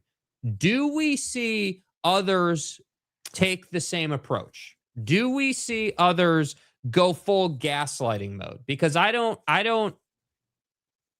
have trouble seeing others do this. We haven't really, like, Dabo's been the voice box for how long? Dabo's been that dude for years now. Like, how long? So at some point, like, I get it. Dabo's won national championships in the CFP era and deserves a lot of credit for that. But Fivehead ain't walking through that door anytime soon, dude. Yeah, but And- listen, I don't think this has anything to do with whether Dabo wins or loses. This is Dabo being a man of great virtue. Mm. And I think he's doing what needs to be done. In God's Somebody had to name, do it. image, and likeness. Somebody had to do it. Boyd Lake, college football went to a pro model. The way rules are enforced in that model is through contracts and collective bargaining. Chaos will continue until there's a governing body in charge of repping both parties. I don't disagree with that. Deion Sanders will never collect a dime off of one of those fines. Yeah, I don't know if that's true or not. One of his players, maybe not the first one, will absolutely object and will sue. No, they won't. Who said the money's going to Deion? Nobody said that. It's not like he's putting it in his pocket. Yeah, nobody said that. Nobody said that. Why do we? So let me get this right. So we're comfortable when schools sue kids for leaving in the portal. We're fine with that, right? No problem. We're going to sue you for a monetary amount for breach of contract, essentially. But we're not okay with Deion Sanders trying to teach his kid the value of money and trying to teach his kids discipline and doing the right things. Well, I think the hard part is these kids are signing contracts. Yeah. And I think, again, because our school systems don't teach kids real world skills like, I don't know, financial responsibility. We don't teach kids what a contract is. We don't teach kids what a credit card or how interest works. We don't teach kids that. So these kids want to go, and Damon Williams wants to go here, or Darian Mensah wants to go there, and they don't want to pay their buyouts. Well, you signed a contract. You signed a contract. You should. I think what is not talked about is if you have a contract, you should not be able to even enroll in another university until that contract is handled. It just is as simple as that. Agreed completely. If you have a buyout and you want to leave Duke to go to Miami, pay the buyout, or you can't go to Miami. Yeah, part of handling a contract is, especially in today's college football climate, should be like, oh, okay, I signed a contract for $1 and the buyout's 25 cents. Let me take part of that $1 and put 25 cents aside just in case. And the other thing that nobody really talks about is we have to have a way to certify college agents, because there is no collective bargaining and there is no any of that. These agents are friends and family and dads and cousins. And so they don't know the law. So you wind up with guys like Darren Heitner, who's one of the best professional sports attorneys in the world, representing these kids and giving them harsh realities. Hey, this contract is enforceable and it binds you to Washington unless you pay the buyout. Because what happens is, as soon as Damon Williams hires Darren Heitner, what happened? All of a sudden he was in love with Seattle and he's staying at Washington. And him and Jed Fish had a meeting a meeting of the minds. Cooler heads prevailed. Yes. And all that talk about hitting the portal while someone was having a funeral went away and everyone's fine. I couldn't agree with that more. And I think that, the Nico situation going to UCLA, how many situations, right, have we had, and I don't know. I think that at some point this will get worked out, right? At some point, something's going to happen systemically that will fix this problem and rid us of this drama. But I'm not convinced. I have to say, I'm not convinced on whether I should be saying, oh, credit to Dabo. Great job, Dabo. Or I should be saying, well, Dabo, I'm inclined to think that you and your program on some level at some point had to tamper just to survive. Maybe you weren't tampering to the point of Ole Miss, right? Maybe you weren't doing what Ole Miss was doing. But you can't tell me that Clemson is not in contact with kids before they get in the portal. Because if that was the case, you would be terrible. You wouldn't even be competitive. You'd have nobody on the roster that is worth a damn. But I'm curious when a university will sue a football coach. 4. When will Clemson University sue Pete Golding? Oh, well, yeah. Yeah, I don't know, man. Is that even the right way to do it? I don't know. Somebody's going to sue somebody, which is going to set a precedent, and then things will change. That's how the law works, isn't it? That's the only way this stuff changes. I mean, do you have a problem with what Ole Miss is allegedly doing, according to? Oh, I think it's incredibly dirty. Yeah. I think you should not. There needs to be a moratorium on transfers, and a moratorium is probably tough. There needs to be a rule about how many times a kid can transfer in a year. Because, again, the only reason we're having this discussion is because everybody's like, oh, well, the coaches get to do it. Totally different situation. Yeah, why are we comparing coaches and players, dude? It's a bad comparison, right? The issue is when a kid signs a contract, he should be off the market. And if Clemson didn't have this particular individual sign a contract, it's their fault.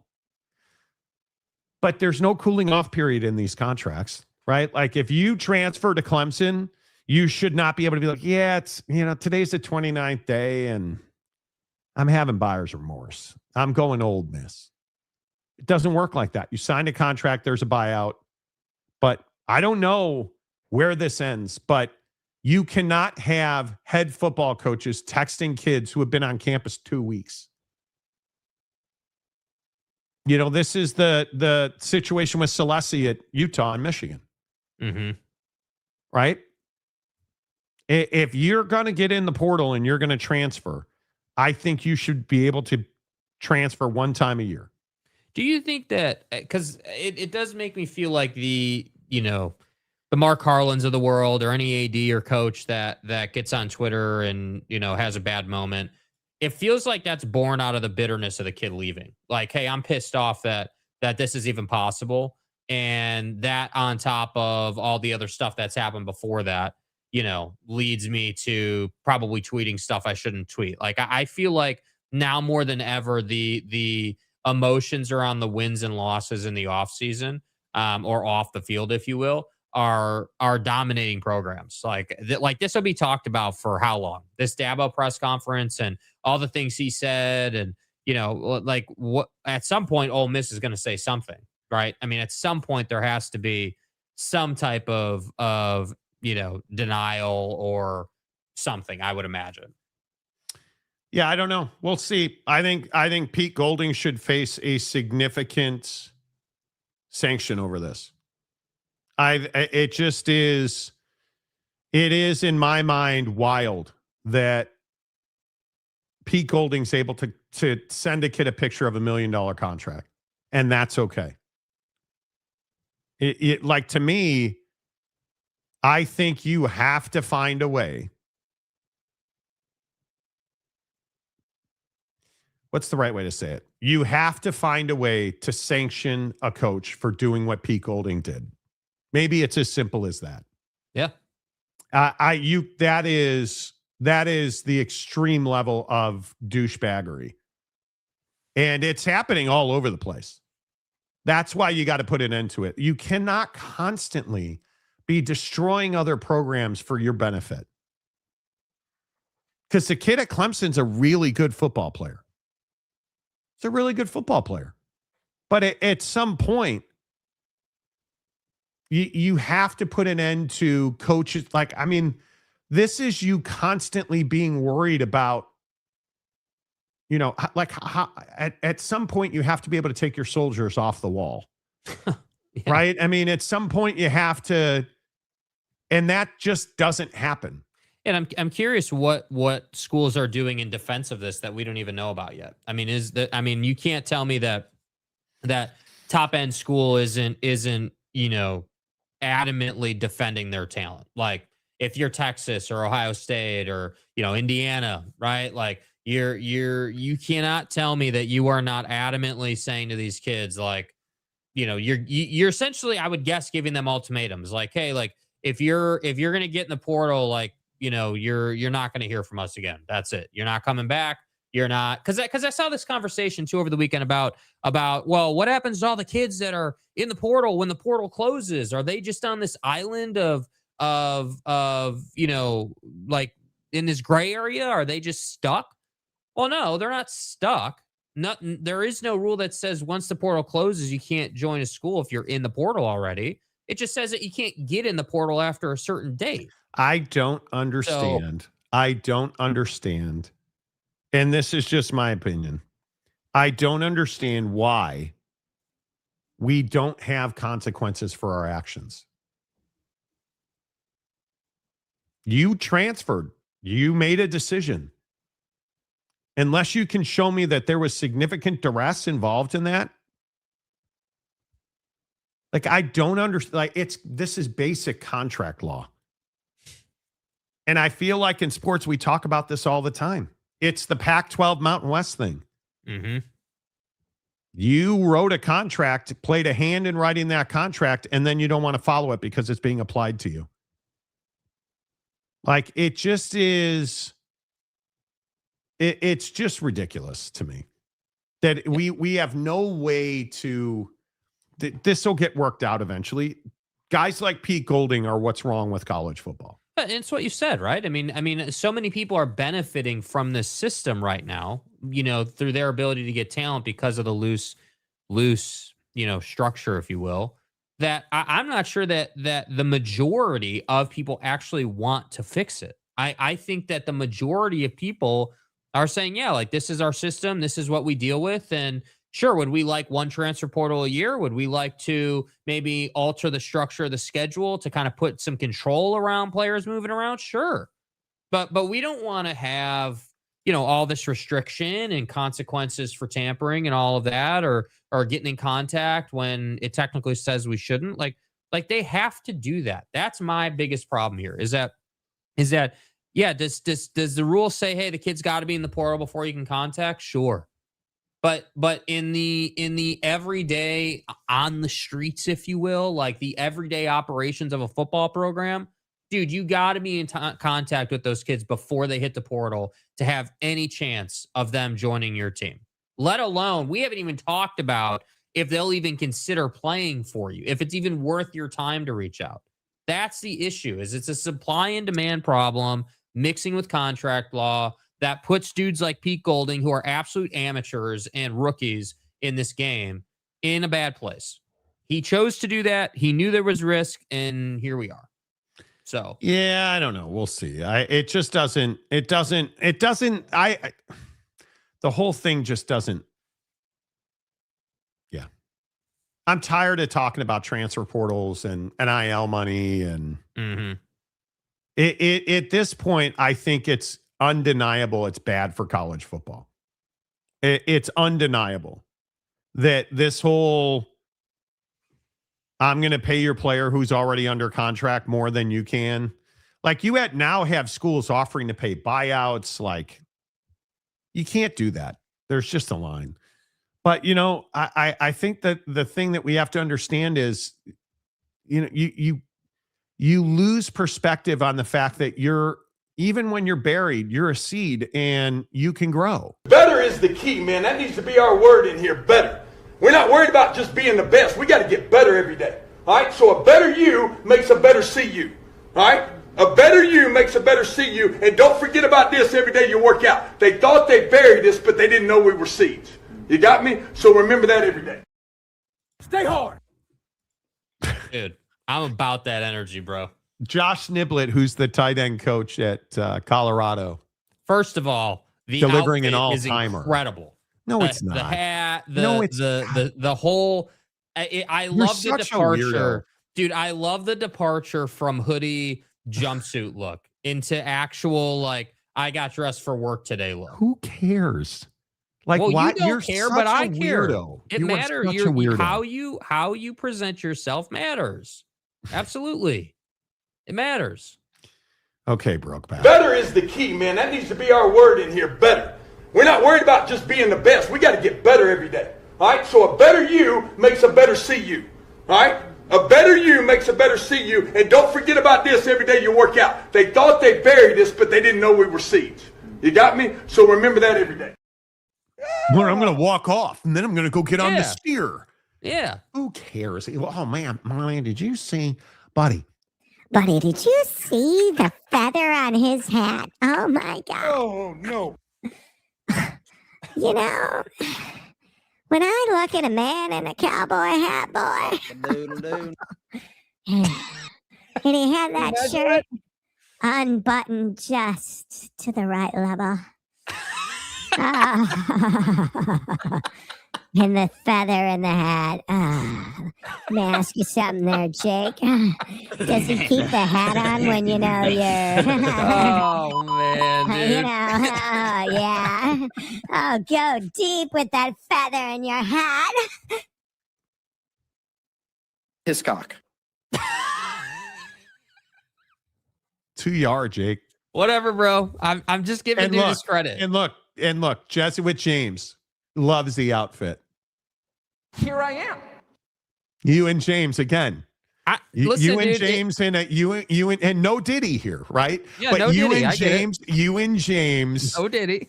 Whenever the Brokeback stuff comes up, you and James wind up on the same horse. And you know what?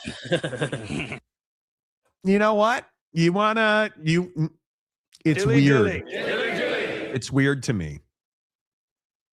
Anyway, why you love the energy there? You love the guy's speech. Yeah, I do. I think it's the right message. I think it's what they should be talking about. I think it's awesome to see. It's awesome to see something different, man. I thought over the weekend we got several guys, giving strong messages, which was great to see. So, I love it. So then Jake wants to talk about John Summerall, who, you gotta earn the Gator, boy.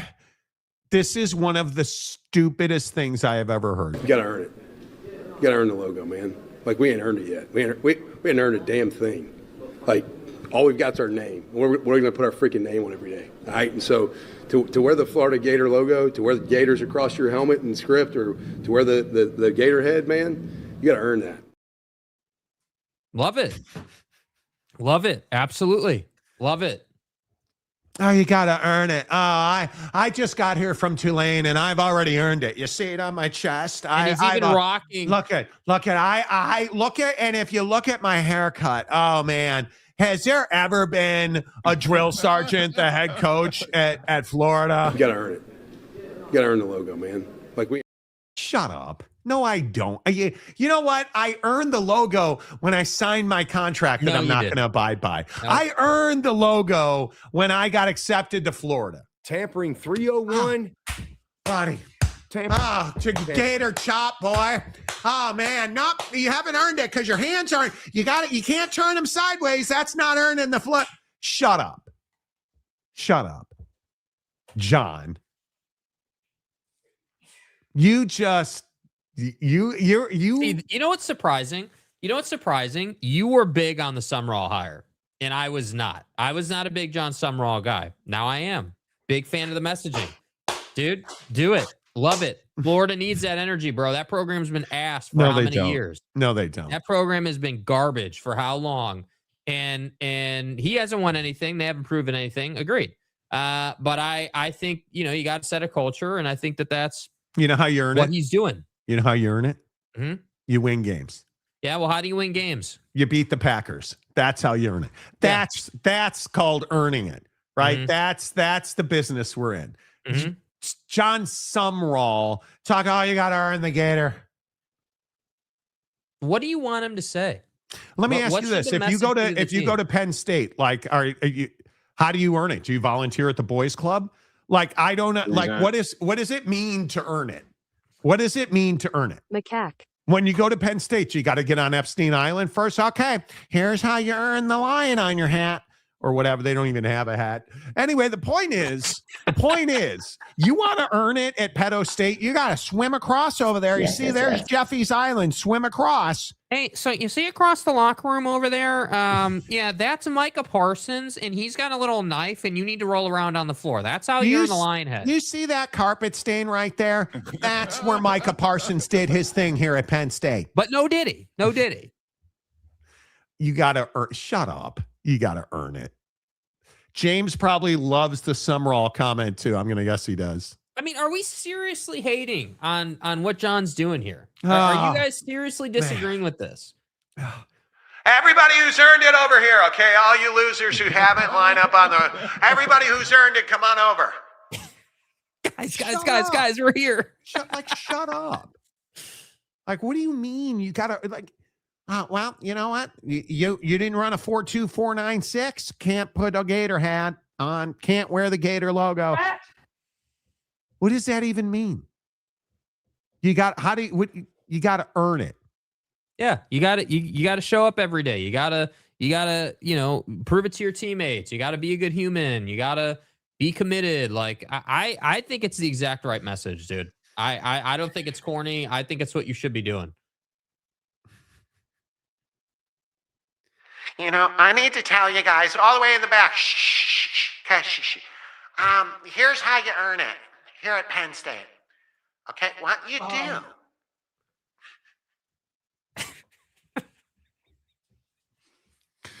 It's really just the that first thing you do to earn the Penn State Nittany Lion, okay? You release the files. Look,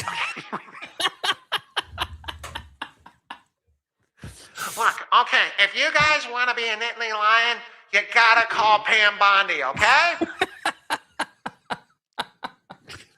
Well, Pam Bondi is on the Lolita Express, so we're not going to be able to talk to her for a couple hours, all right? What are we doing?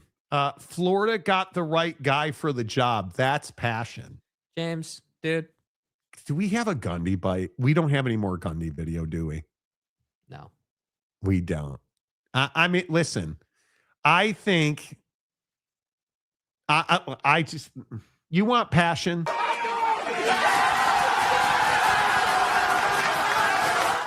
That's the right guy for the job. That's dude taking his clothes off in a room full of dudes. Why are you about that life? Brother. It's the NFL, right? It's not pedo state. It's the NFL. All I'm saying is it just feels contrived to me. You got to earn it. You got to earn it. Whatever. Okay. If Indiana sent me Mendoza's aunt and the phone number, I might enter the transfer. How many times are you going to put that comment up? Monty uses a loudspeaker effect to tell all the Seahawks fans to keep it down as they party. I don't mind the Seahawks win.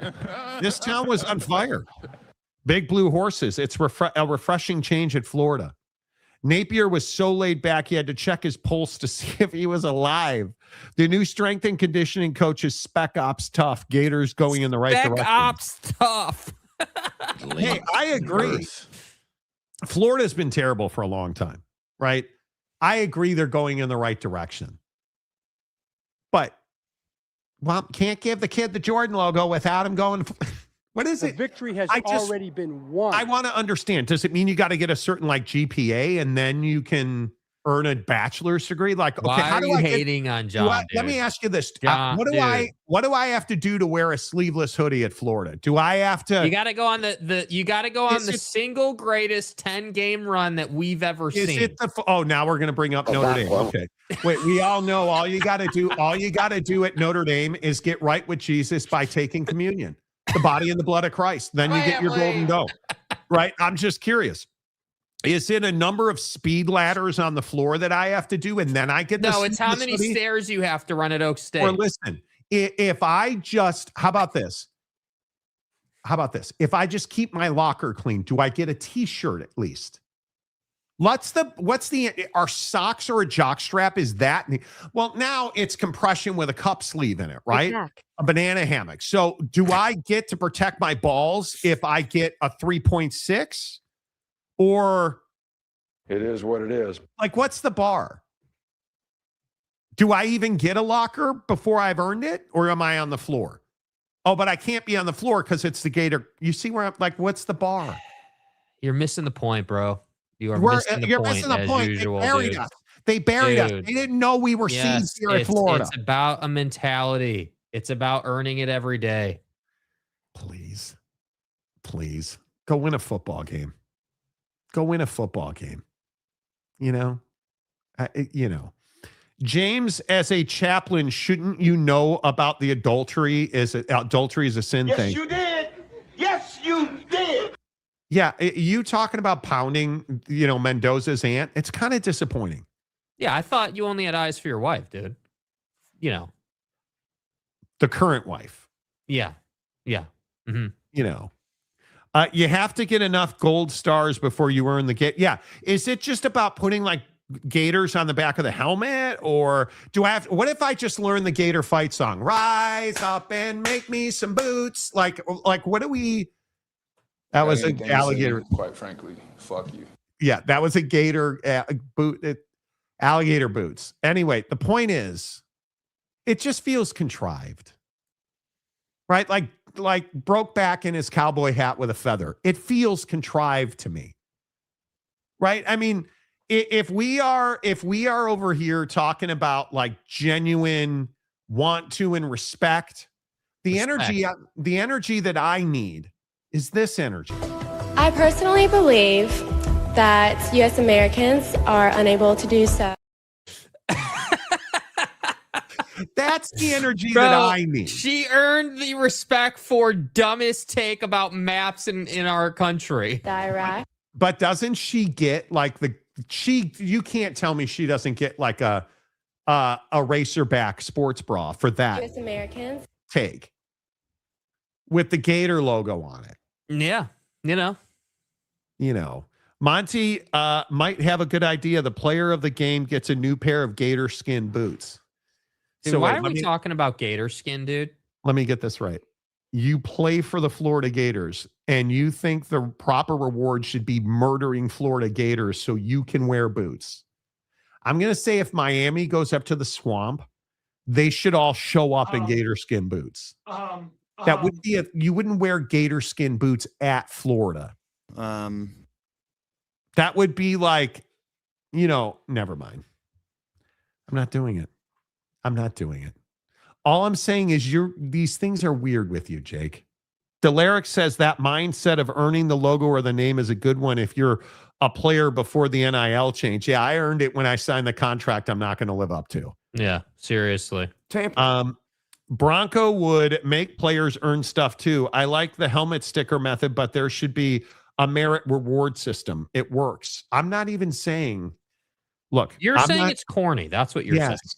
Yes. You don't need to, they have to earn the gator on the side of that helmet, And like it's just,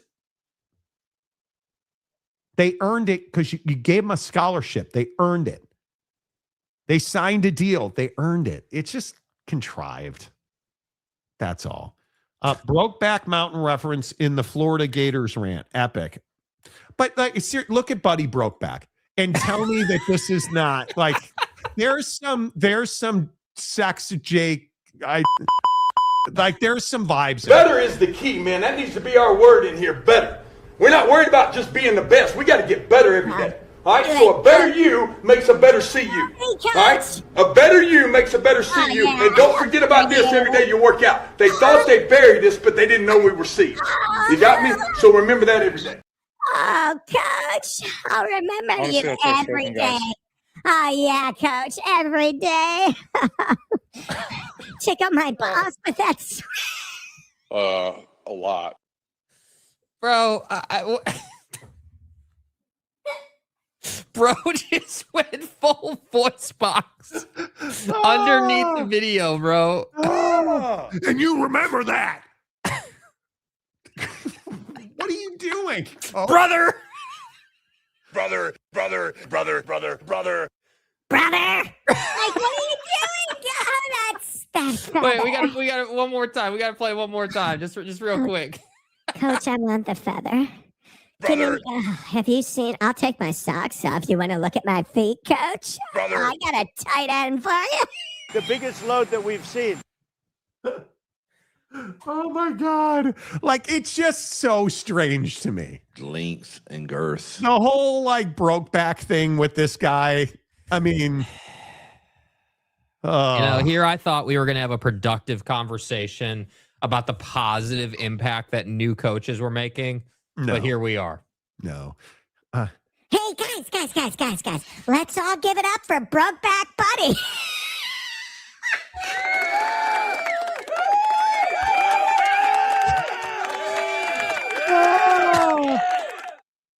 tell me he doesn't have the He bareback? does, dude. I get it. I Bareback get it. energy. Oh, I know. I get it. I Oh, yeah. understand. Oh, I know that bareback energy. He's a hoe, and I want that known. He's a hoe. Oh my God. It's just the whole coach hype thing. It's so strange to me. So you would prefer to have Sig then, is what you're saying, that type of coach? No, I'd prefer not to have Marcus Freeman. I'd prefer to just go lift weight. I'm okay if you want it. All right, broke back buddy on 3. 1, 2, 3, right? Like, I'm all good with that. Right? Like, you want to, hey, you'll get your jersey when you've squatted 70. I think the old Chicago Bears used to do something like they'd squat 70,000 pounds in a week or something. Do you even lift? Okay, cool. Like, I know, like, everybody earns it through the weight room. Okay, great. It's just, they buried us, but they forgot we were seeds, Monty. This is corny stuff. Okay, cool, bud. Everybody feasts on your loins, right? You sprouted out some broccoli. Great. They all ate while you. That's not the point. That's not the point. What's the point? That hey, they're saying they thought they buried us, but it's your fireman thing, right? No. Yes, it is. It's the same it's thing, like, dude. It's we're the made same for the thing. heat. We're made for the heat. Yeah, we we're live in the heat. seeds. We're coming up. I was born in the darkness. Uh-huh. That doesn't really work for a Bane voice, but the point is, right. It's I understand. What does it mean to be born in the darkness? What does it mean that you're a fireman? It means that you're battle tested. You're ready. You're never going to give up. You're going to earn this, bro. We're going to roto-till the fields at Colorado, and we're going to bareback some up in this. Better is the key, man. That needs to be our word in here, better. We're not worried about just being the best. We got to get better every day. All right, so a better you makes a better see you. All right, a better you makes a better see you. And don't forget about this every day you work out. They thought they buried us, but they didn't know we were seeds. You got me? So remember that every day. The seed. Can we talk about? Listen, can we talk about these coaches using the I nomenclature? Yeah, the Sabanese of I, because Summerall does it too. In I didn't miss it. He's doing it too. They're both doing it. I just hate the whole thing. I understand that John Sumrall, it's not Summerall, it's Sumrall. Sumrall. Hey, boy, Sumrall. He's trying to prove a point. But do you guys see what I mean? Like, if you're telling a 17-year-old kid he's got to earn his jersey, he'll go somewhere where they'll You got to earn it. You got to earn the logo, man. Like, we ain't earned it yet. We ain't earned a damn thing. Like, all we've got is our name. We're going to put our freaking name on every day. All right? And so to wear the Florida Gator logo, to wear the Gators across your helmet and script, or to wear the Gator head, man, you got to earn that. Dude, that is a grade A I. What does it mean? How come I want to know what it means to earn it? And it's the same thing, in all seriousness, it's the same thing with the CU coach. They didn't know we were seeds. What does that mean?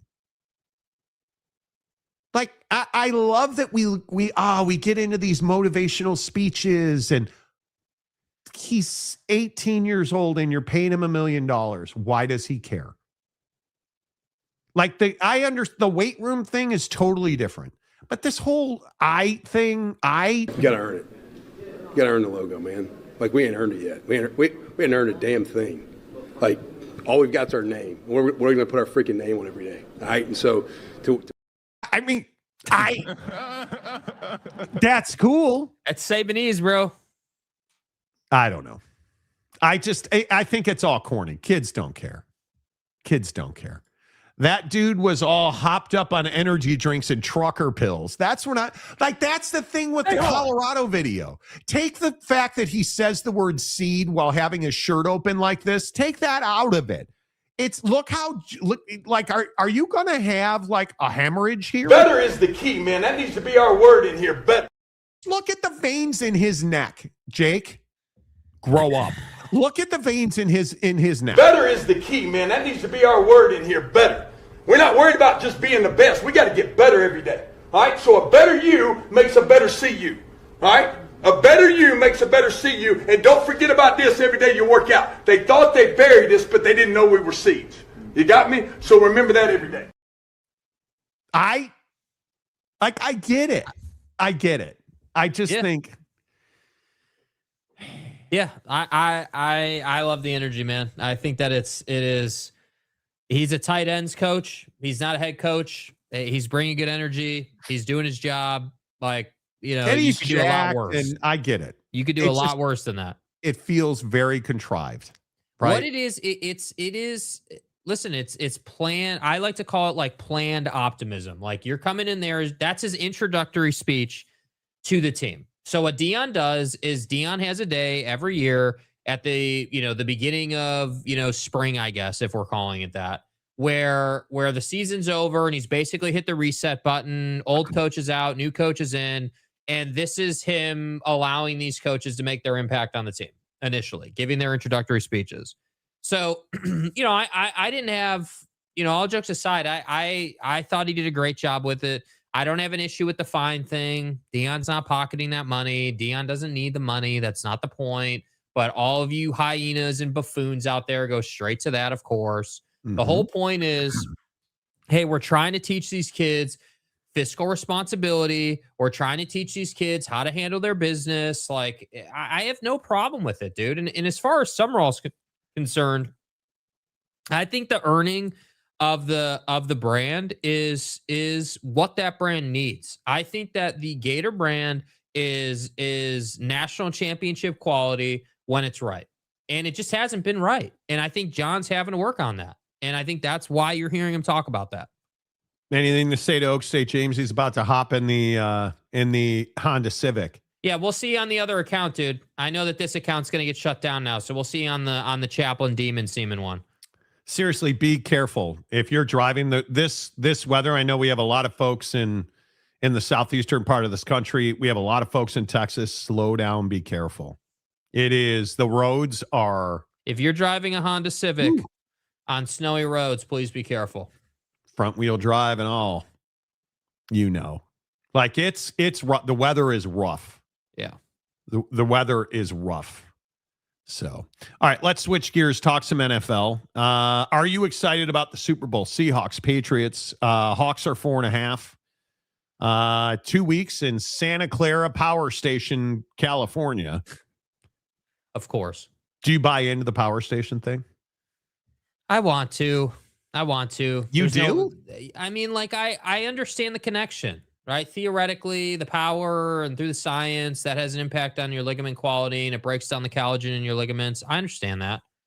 It makes a lot of sense, but I need to see the actual fact-based connection. The actual, do you think, this happened, that's why the injuries happened. Do you think this is why Brandon Ayuk lost his mind?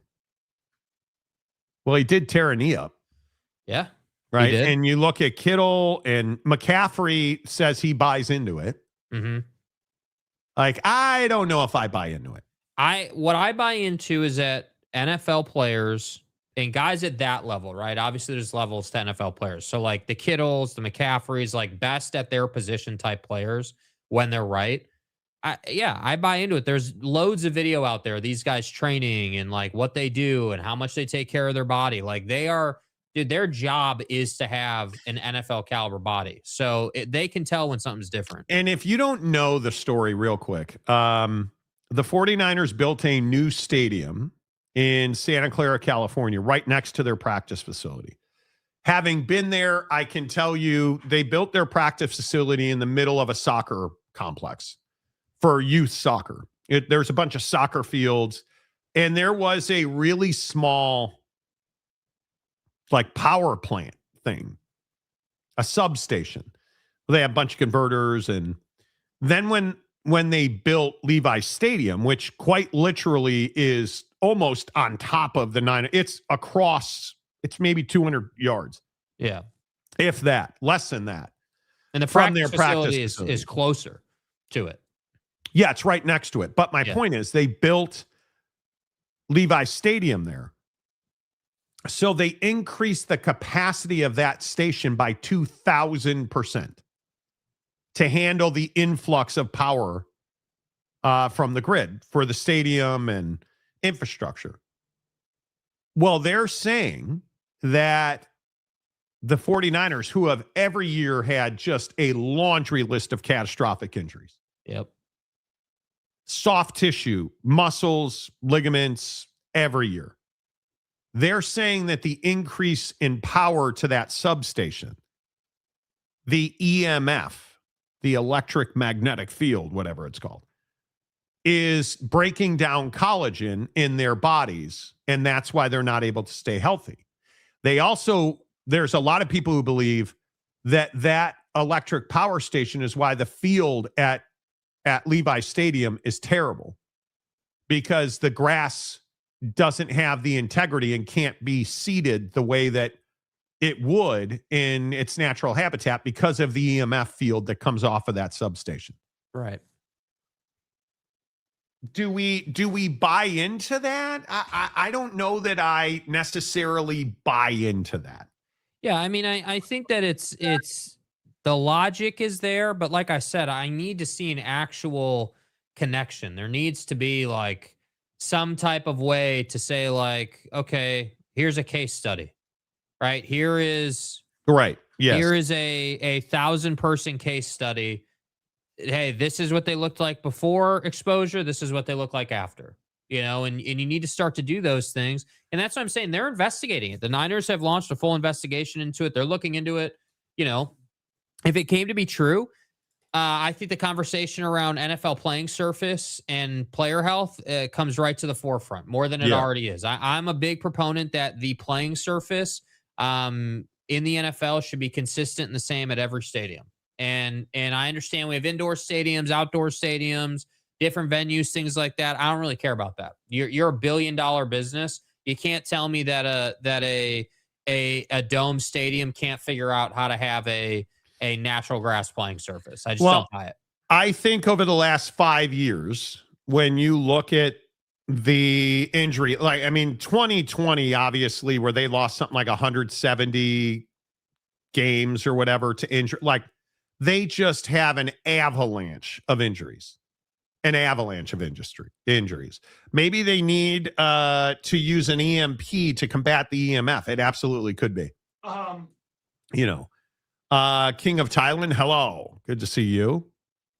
AFC, NFC championship games. One exciting, the other not so much. I think Sean Payton absolutely choked. I think I'm a big believer, and I know I said this the other day, but I'm going to say it again. I think the New England Patriots had the luckiest road that I've ever seen. And Sean Payton not taking points from the 24-yard line is one of the stupidest things I've ever seen. I just will never understand it. And I know I'm just not that smart. Boy. But, and I'm, listen, they buried me. I'm a seed. I'm growing. But they didn't know that. But my point is, Sean Payton choked. If they kick the field goal, we're having a very different discussion. Mm-hmm. And I think it is going to be very interesting to see how long it takes me to stop putting timers on the banners. But also, it's going to be very interesting to see how the Patriots match up, because the Seahawks are a significantly better football team. Right. I think they are a significantly better team. Drake May, in my opinion, was wildly unimpressive in this game. And I don't know how else you explain it. And that you got outplayed by Jared Stidham. You just got outplayed. Stidham actually played pretty well, I thought. And now, to the Patriots' credit, they ran the ball better. But the Broncos were in position to at least do no worse than overtime. Mm-hmm. And Sean Payton absolutely choked it away, in my opinion. Yeah, I mean, I agree that not taking the points winds up hurting you there. And I don't know what the logic was. You have a backup quarterback, and I don't care how much you want to hype Buddy up. He's your backup quarterback, and he hasn't played a snap in like 2 years or whatever it was. So like the reality is that you're talking about a situation before the weather got bad where you could have had points and the second half could have looked different. And for me, the weather turned this game into a smash mouth, turn around, hand it off, play defense kind of game, which again, I have no problem with. But if you're the Broncos, that should favor you given the situation that you're in. Backup quarterback, maybe your throwing game isn't as well, even though you had some success in the first half. Like that would have been pregame on paper. You would have been like, yeah, that's what we're looking for. We're looking for a turnaround, hand it off, takes the Stidler out of it, and let's play defense. That would have been ideal for the Broncos. But because Sean Payton, in his stubbornness, just wouldn't kick a field goal, you robbed your team of that opportunity because you did need one more possession. You needed another chance to go down the field. And I just don't understand it with some of these decisions on fourth down. If you're Ben Johnson and you're Chicago Bears on your home field in a cold environment against a warm weather team, cool, go for it on fourth down, man. You should have the advantage. You have a really athletic quarterback who knows how to QB draw to the left side of the line to get the first down. Okay, I get it. Your percentages are high there. You have no business running basically a running back to the flat and trying to throw the ball over there because they came after your guy. Just kick the field goal, take the points. It's a dumb play call that really dumb lived with for a long time. Really, really dumb. Like as dumb as I think I can remember. Yeah. And it is. Ugh. So, yeah. And I also look at the. I don't know how I feel about. I'm trying to be gentle. I am not that excited about this game. Okay. I'm not excited about the Patriots Seahawks. Okay. Looking back up to the Super Bowl, has it been a good playoffs this year? Because if you remember, we talked about how, my main point was, hey, we don't have a lot of the mainstays. We don't have the only mainstay we really had was Josh Allen, right? I mean, that was the only guy where you were like, hey, this Caleb Williams, Caleb MVP Williams, candidate. Yeah, I know. Yeah. But yeah, for me, that's I only half jokingly say that, but for me, that's what was interesting is the Bears went on a playoff run. Yeah. So, but I think in general, I can tell you Seattle is on fire for the Seahawks. Yesterday, it was awesome. I live downtown. We heard the flyover, yeah. The city was full of fans, so it's great in that respect. I just don't think there's a lot of marquee value here. The Patriots are not ready. The NFC is significantly better right now than the AFC. And I think McDonald and the Seahawks are going to pummel the Patriots. I think Sam Darnold's playing exceptional football right now. The number is a little surprising. 4.5 as an opener feels like a lot. It feels like a lot. Mm-hmm. But we'll see. I am not excited about this, but I do think this has been a relatively good playoff.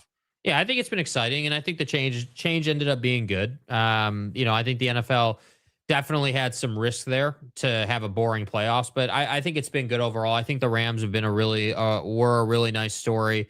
Devontae and the guys crying after the game and saying it's a tough moment, and all of that was obviously not ideal, but I think that's part of, that's part of it. And I think that the Seahawks are a really good team, man. They deserve a lot of credit. I think that the Patriots will show up better than they did against the Broncos. I think that defense is capable.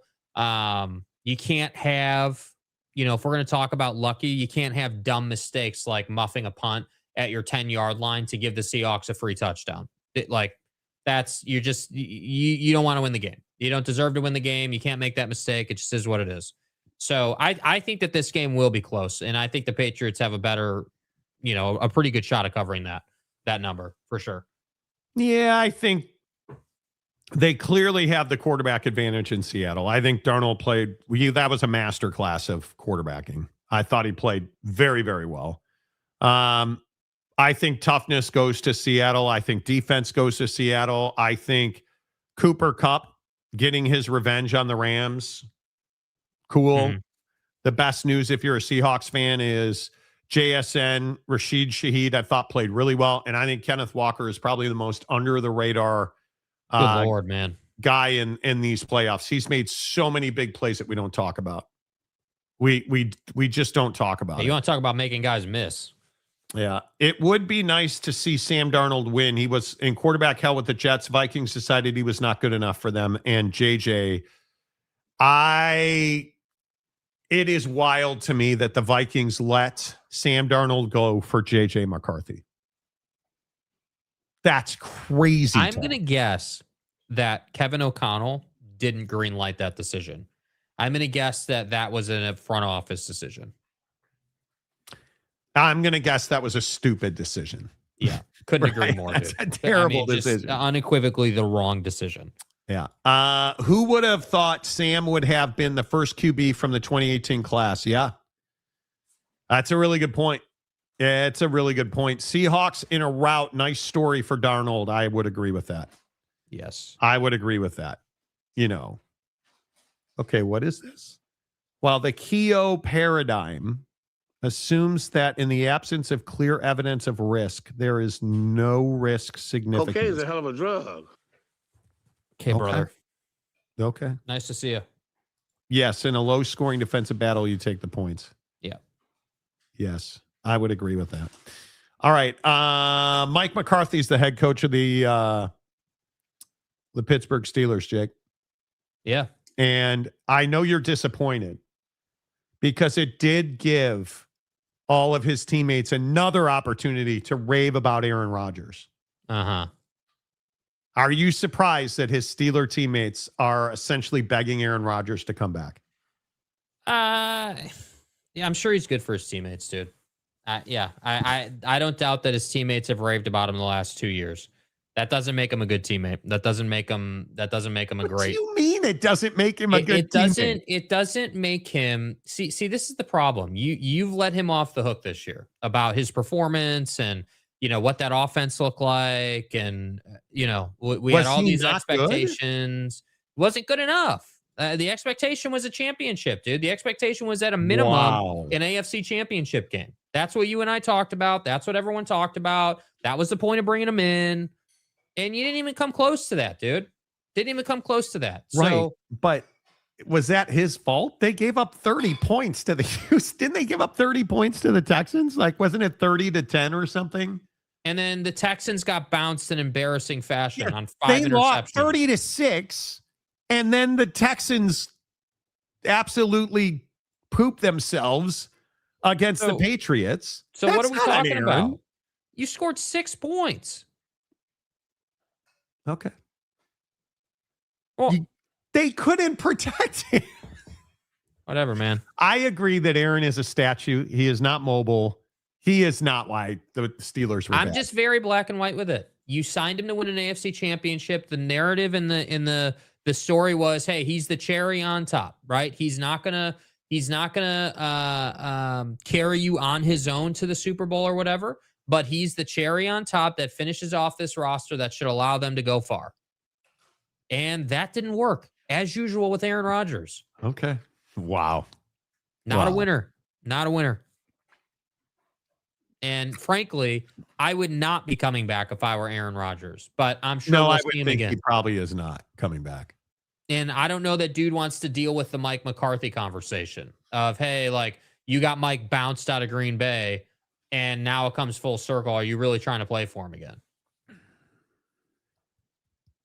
That's what a lot of people are saying, including Brandon. I don't think, and this is just my opinion, I don't think they hired Mike McCarthy to get Aaron Rodgers to come back, which is what people are talking about. Mike McCarthy is clearly their best option, right? Did you guys see the Browns can't get people to interview? No. You know why? Because they want him to write essays and they want him to answer interview, test questions, and they don't want to just have a conversation. Test. Yeah, like, and this is a life lesson that I've learned from old Monty here is you just have to talk to people and get a feel for them, right? Like, why are we having people take tests? Why are we having them write essays and do analytics? Like, you guys are not smart, bro. Yeah. And this is what I keep saying. They're not going to hire the right candidate. They're not going to go out and get the right guy. They're going to hire the wrong candidate who's going to draft the wrong guy, and the cycle continues. And I'm just done playing these narratives with some of these teams and situations, dude. Like, whether it's Aaron Rodgers, the Browns, the Jets, like, how clear is it for the Jets that they have an issue identifying what talent they need on their roster and what coach to coach that talent? Who hurt you, Jake? All the people who said that it was on Sam. All the people that tried to tell me that, oh, JJ is a Michigan man. He is a franchise level quarterback. Oh my God. Wow. We can't look at the arm sleeve and the war paint and save Harbaugh. Jake, lone wolf. My bro. ass, dude. Yeah, Lone you can save wolf. Harbaugh your ass back to the bench while you hold the clipboard, dude. Butter Like, we're not knives. here for it. Yeah. Not just Aaron. I had DK Metcalf acquisition. Well, and how Agreed. funny is it that How many drops? DK leaves Seattle? Seattle's going to the Super Bowl. The victory has already been won. Yeah. Steelers hired Mike to get Aaron to leave. Maybe. I think the biggest thing the Bears learned was getting the right guy in the front office and getting out of the way. I would agree. Again, we have a lineman, right? Ben Johnson. You got Poles in there. Like, you got ownerships out of the way. So are you saying that all the right people are on the bus and they're all in the right seat on the bus? Are in right butts are in the right seats on the bus. So then I can drive the damn bus. Okay. Put a feather in my damn cowboy hat. Yeah, thanks. Oh my God. That you're never getting away from that. I don't care, dude. I love the energy, man. I'm a big fan of what that guy's bringing to the table. I think it's a great addition to CU's coaching staff, and I think it is a great contrast to have within the same coaching staff. Deion Sanders is your head coach, that guy coaching your tight ends room, and this guy coaching your O-line, and that guy coaching your defensive ends. Like, it's how it should be. Well, look. We'll see. Hey, how about Stanton taking payout? I love that guy. Who's Stanton? What are you talking about? What you mean, fool? All right, real quick before we get out of here. Oh man, dude.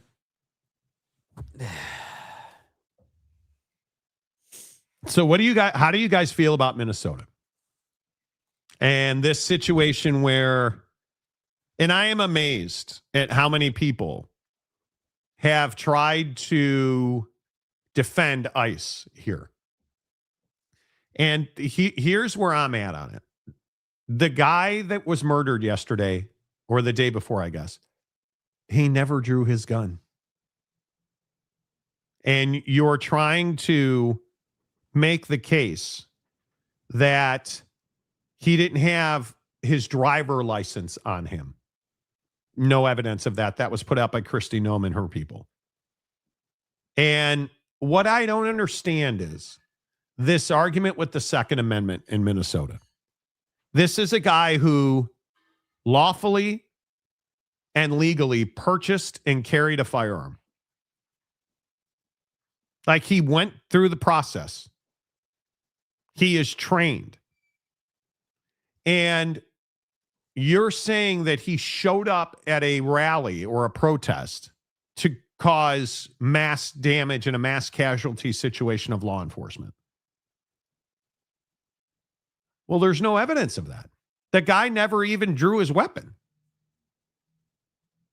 And the thing that I'm struggling with is we've become this society now where we are selectively defending the Second Amendment. This guy did what everybody says we have to have. He has the right to bear arms against what is obviously a tyrannical government. That's what the Second Amendment was about, right? Like, citizens have the right to bear arms. Mm-hmm. Is that not exactly what this guy was doing? And yet we're trying to find a way to make the dead guy the bad guy. We're trying to find a way, like, I have people tweeting AI photos of this guy at me with a full-on, like, assault rifle. He never had an assault rifle. That's the length that we're going to. When, if you look at the aggregation of video, and there are now hundreds of people who have aggregated the videos of this event, you essentially have a 360-degree view of it. And there is no question. They took his gun from him and then shot him. Mm-hmm. So what I'm trying to understand is, what are we doing? What is the point of this operation in Minnesota? Because first it was, well, all the Somalis are stealing welfare money. Well, it turns out it was a white woman who was the ringleader of that. Oh, well, we've got to protect our borders. Well, because you guys understand, it's not even ICE that is really the problem. The problem in Minnesota is Border Patrol. You understand that Customs and Border Patrol, those are the dudes you're seeing on TV. And you literally have Americans being arrested on the streets of America by Border Patrol. And then saying, whoops, sorry, my bad. Like, what is the point of what we're doing in Minnesota? To distract us. I believe that's from the great kill shot known as the Epstein files. That to me is the whole point. I think that Donald Trump, and he's talking about it. This is why I think it's true. He's talking about it. He has said, hey, if we lose the midterms, I am going to get impeached constantly.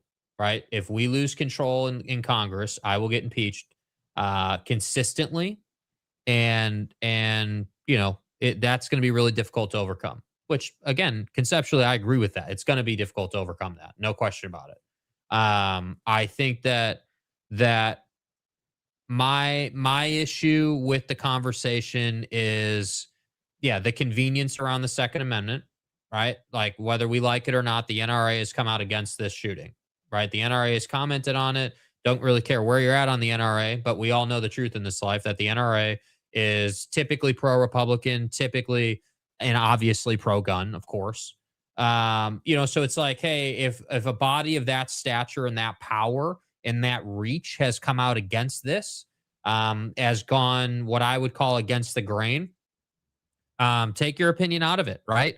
Don't listen to us. Look at what's happening.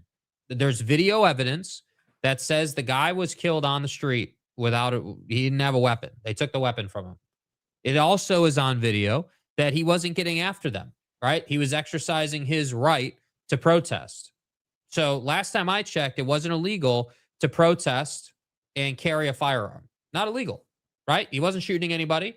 He was not Kyle Rittenhousing it, rolling up with a full-on assault rifle and threatening people and talking about shooting people. That's not what he was doing at all.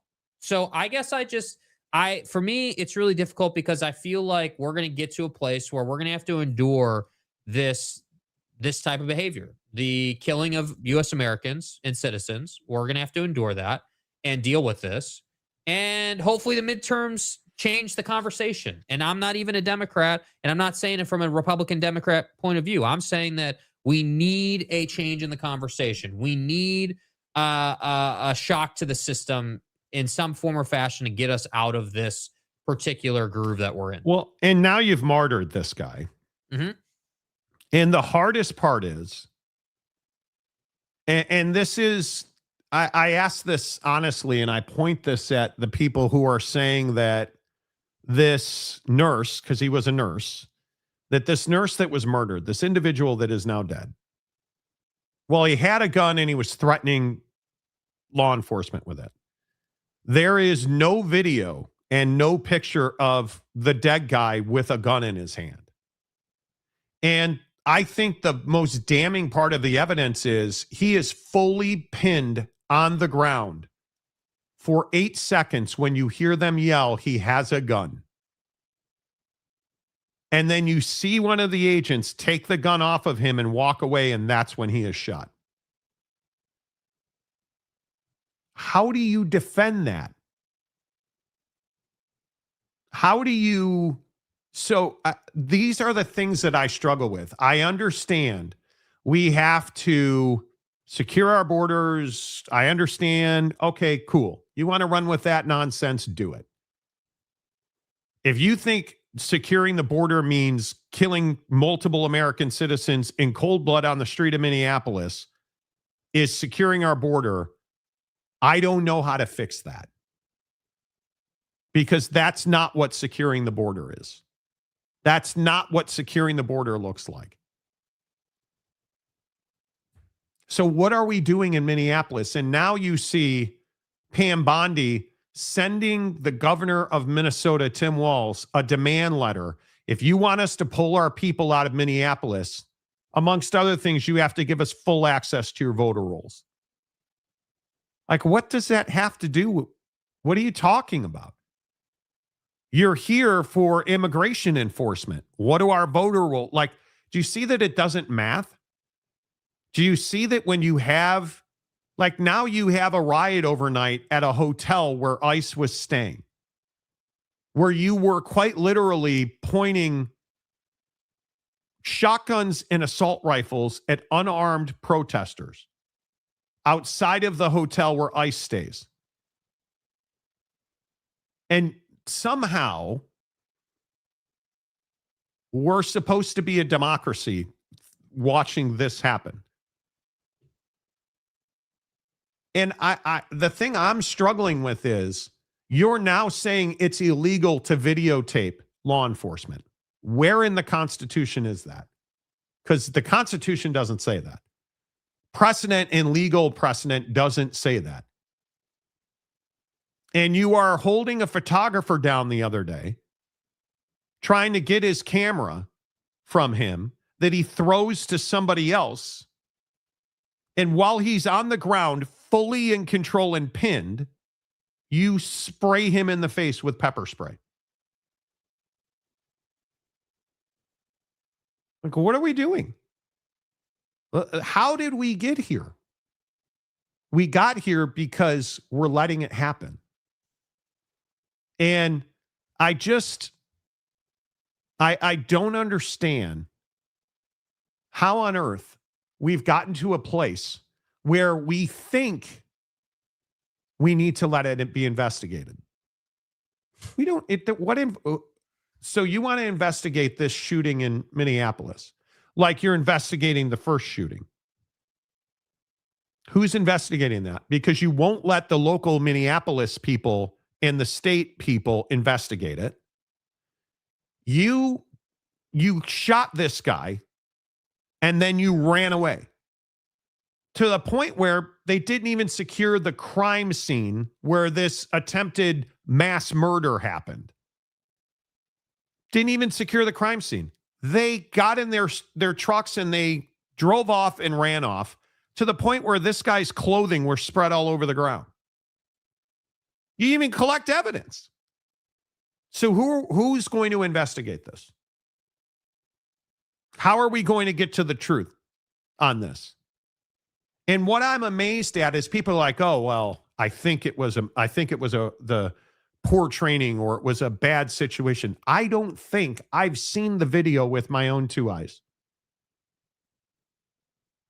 There's nobody in law enforcement that's going to tell you, and I don't care how you investigate this, that when you pin a guy down for 8 seconds, yell he has a gun, then you take his gun and then you shoot him, that's self-defense.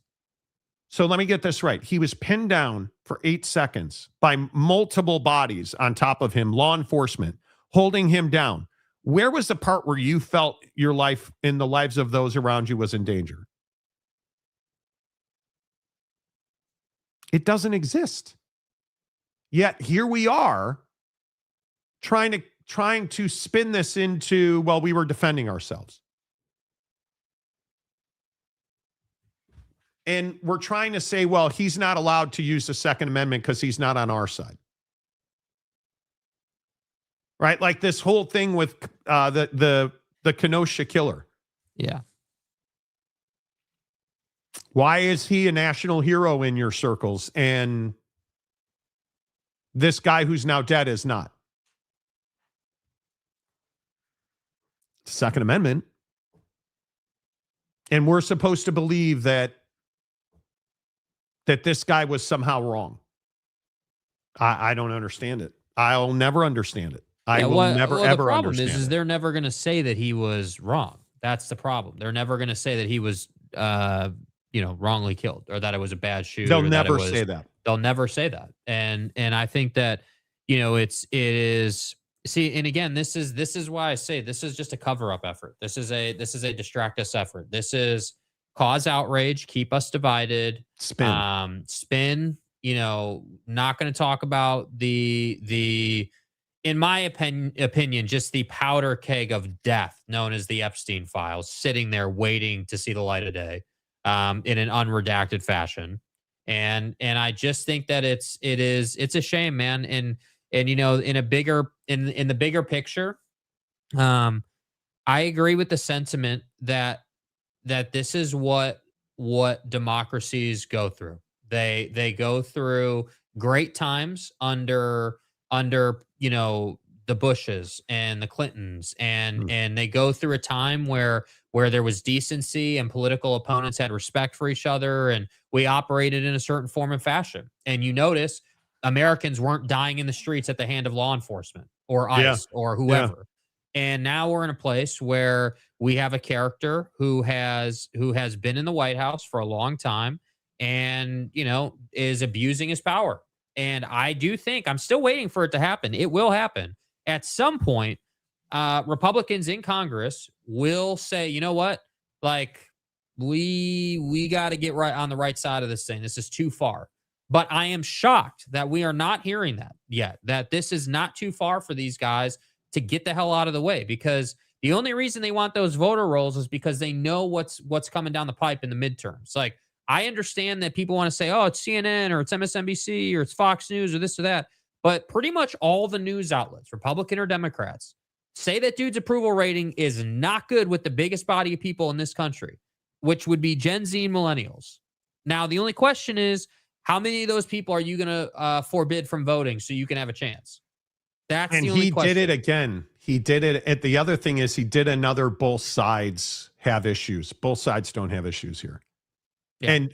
And I think his overnight ranting and sending Tom Holman in, you can keep sending dumb people who are not well trained in to try and fix this situation, but that's what got you to where you are now. It's an unfixable situation. That's the thing. You have people patrolling the streets of Minneapolis in Border Patrol uniforms who have almost no training. But that's the thing. You're asking them to essentially, in my opinion, you're asking them to look at a person and make a determination if they should walk up to that person based on their appearance, both clothing, skin color, their social status, whether they're male or female. Like, that's what you're asking these dudes to do. And that's only going to lead to bad things for you in a country that's full of good people from around the world who are U.S. citizens who maybe have brown skin, or maybe they have black skin, or maybe they're Asian or white or whatever. Like, whoever you're looking at, it's going to lead to bad results for you. And it's now put you in a position where there is no spinning this, dude. The court of public, let me put it this way, the investigation that everyone keeps talking about, that investigation's already been done in the court of public opinion. And I would be willing to bet good money that the majority of Americans see this a certain type of way, which is not, hey, it was self-defense. Yeah, I think this is going to be a very difficult thing to unwind. But I'm just telling you that we're in a time where we have to endure this type of thing. This is no longer out of the norm. This is no longer obscene. This is no longer shocking. This is the norm. This should be expected. Until we vote these dudes out, this is not going to change, man. It's not going to change. You can't have armies policing cities. It's never. This has all been tried in the past, and we know how it ends. And I think it is. It's the essence of the Constitution, bro. Yeah, it's really bad. And trying to the Second Amendment hypocrisy is what I really struggle with. It's what I really struggle with. And this argument about, Again, it's Donald Trump saying, both sides, were at fault. No, both sides were not at fault. And you know why he's saying that? And he didn't really say have another angle. To be clear, he didn't say they were at fault. He said something like both sides have issues. Whatever. Both sides didn't have issues. You attacked a guy who was standing on the side of the road, videotaping you with his cell phone. And you shot him by some counts 10 times, and he was unarmed. You shot him 10 times once you took his pistol from him. There's no way to spin that. Yeah. And the problem is what you said, to wrap this up. The court of public opinion has already ruled. People don't have to wait for your sham investigation. The 360 video is out there. Yeah. It's out there. And you can't pin a guy to the ground for 8 seconds, then yell gun, then have somebody take his gun and walk away with it and then shoot him 10 times. Allegedly. This is a moment in time where we're going to go one way or the other. And I hope that you talk to your kids about this and your brothers and your sisters and your friends. Because this is where history becomes reality. This is no different than the civil rights battles in the 60s. This is no different than, there's just so many times through history that this has happened, and it's never ended well for the people on the ground until the regime was changed. It's why we're bombing people. It's why all of this, in my opinion, is because of the Epstein files. He is trying to distract from releasing the Epstein files. And because think about it. He's out of time. Think about it. What's happened? The Greenland situation failed him, right? Like, that didn't work out. You had to step back. That didn't work. You didn't get to buy Greenland. Nobody allowed you to do that. We look really weak in that situation. Everybody agrees with that on both sides of the aisle. Everyone agrees with that. So now you've had to go and let your dogs continue to walk the streets, and it's just torching you. So, that's what I say, dude. Like, I didn't used to think it was necessary for people to die to keep the democracy going, but that's what we have. So I would agree. Yeah, I would agree. Always fun times to chat, my friends. We'll be back tomorrow. Stay safe out there, man. Be cool. Be safe. The Monty Show is always presented by The Advocates at theadvocates.com. 24/7, 365. You get clear, risk-free advice at theadvocates.com. Until tomorrow, say goodbye, Jake. Goodbye, Jake.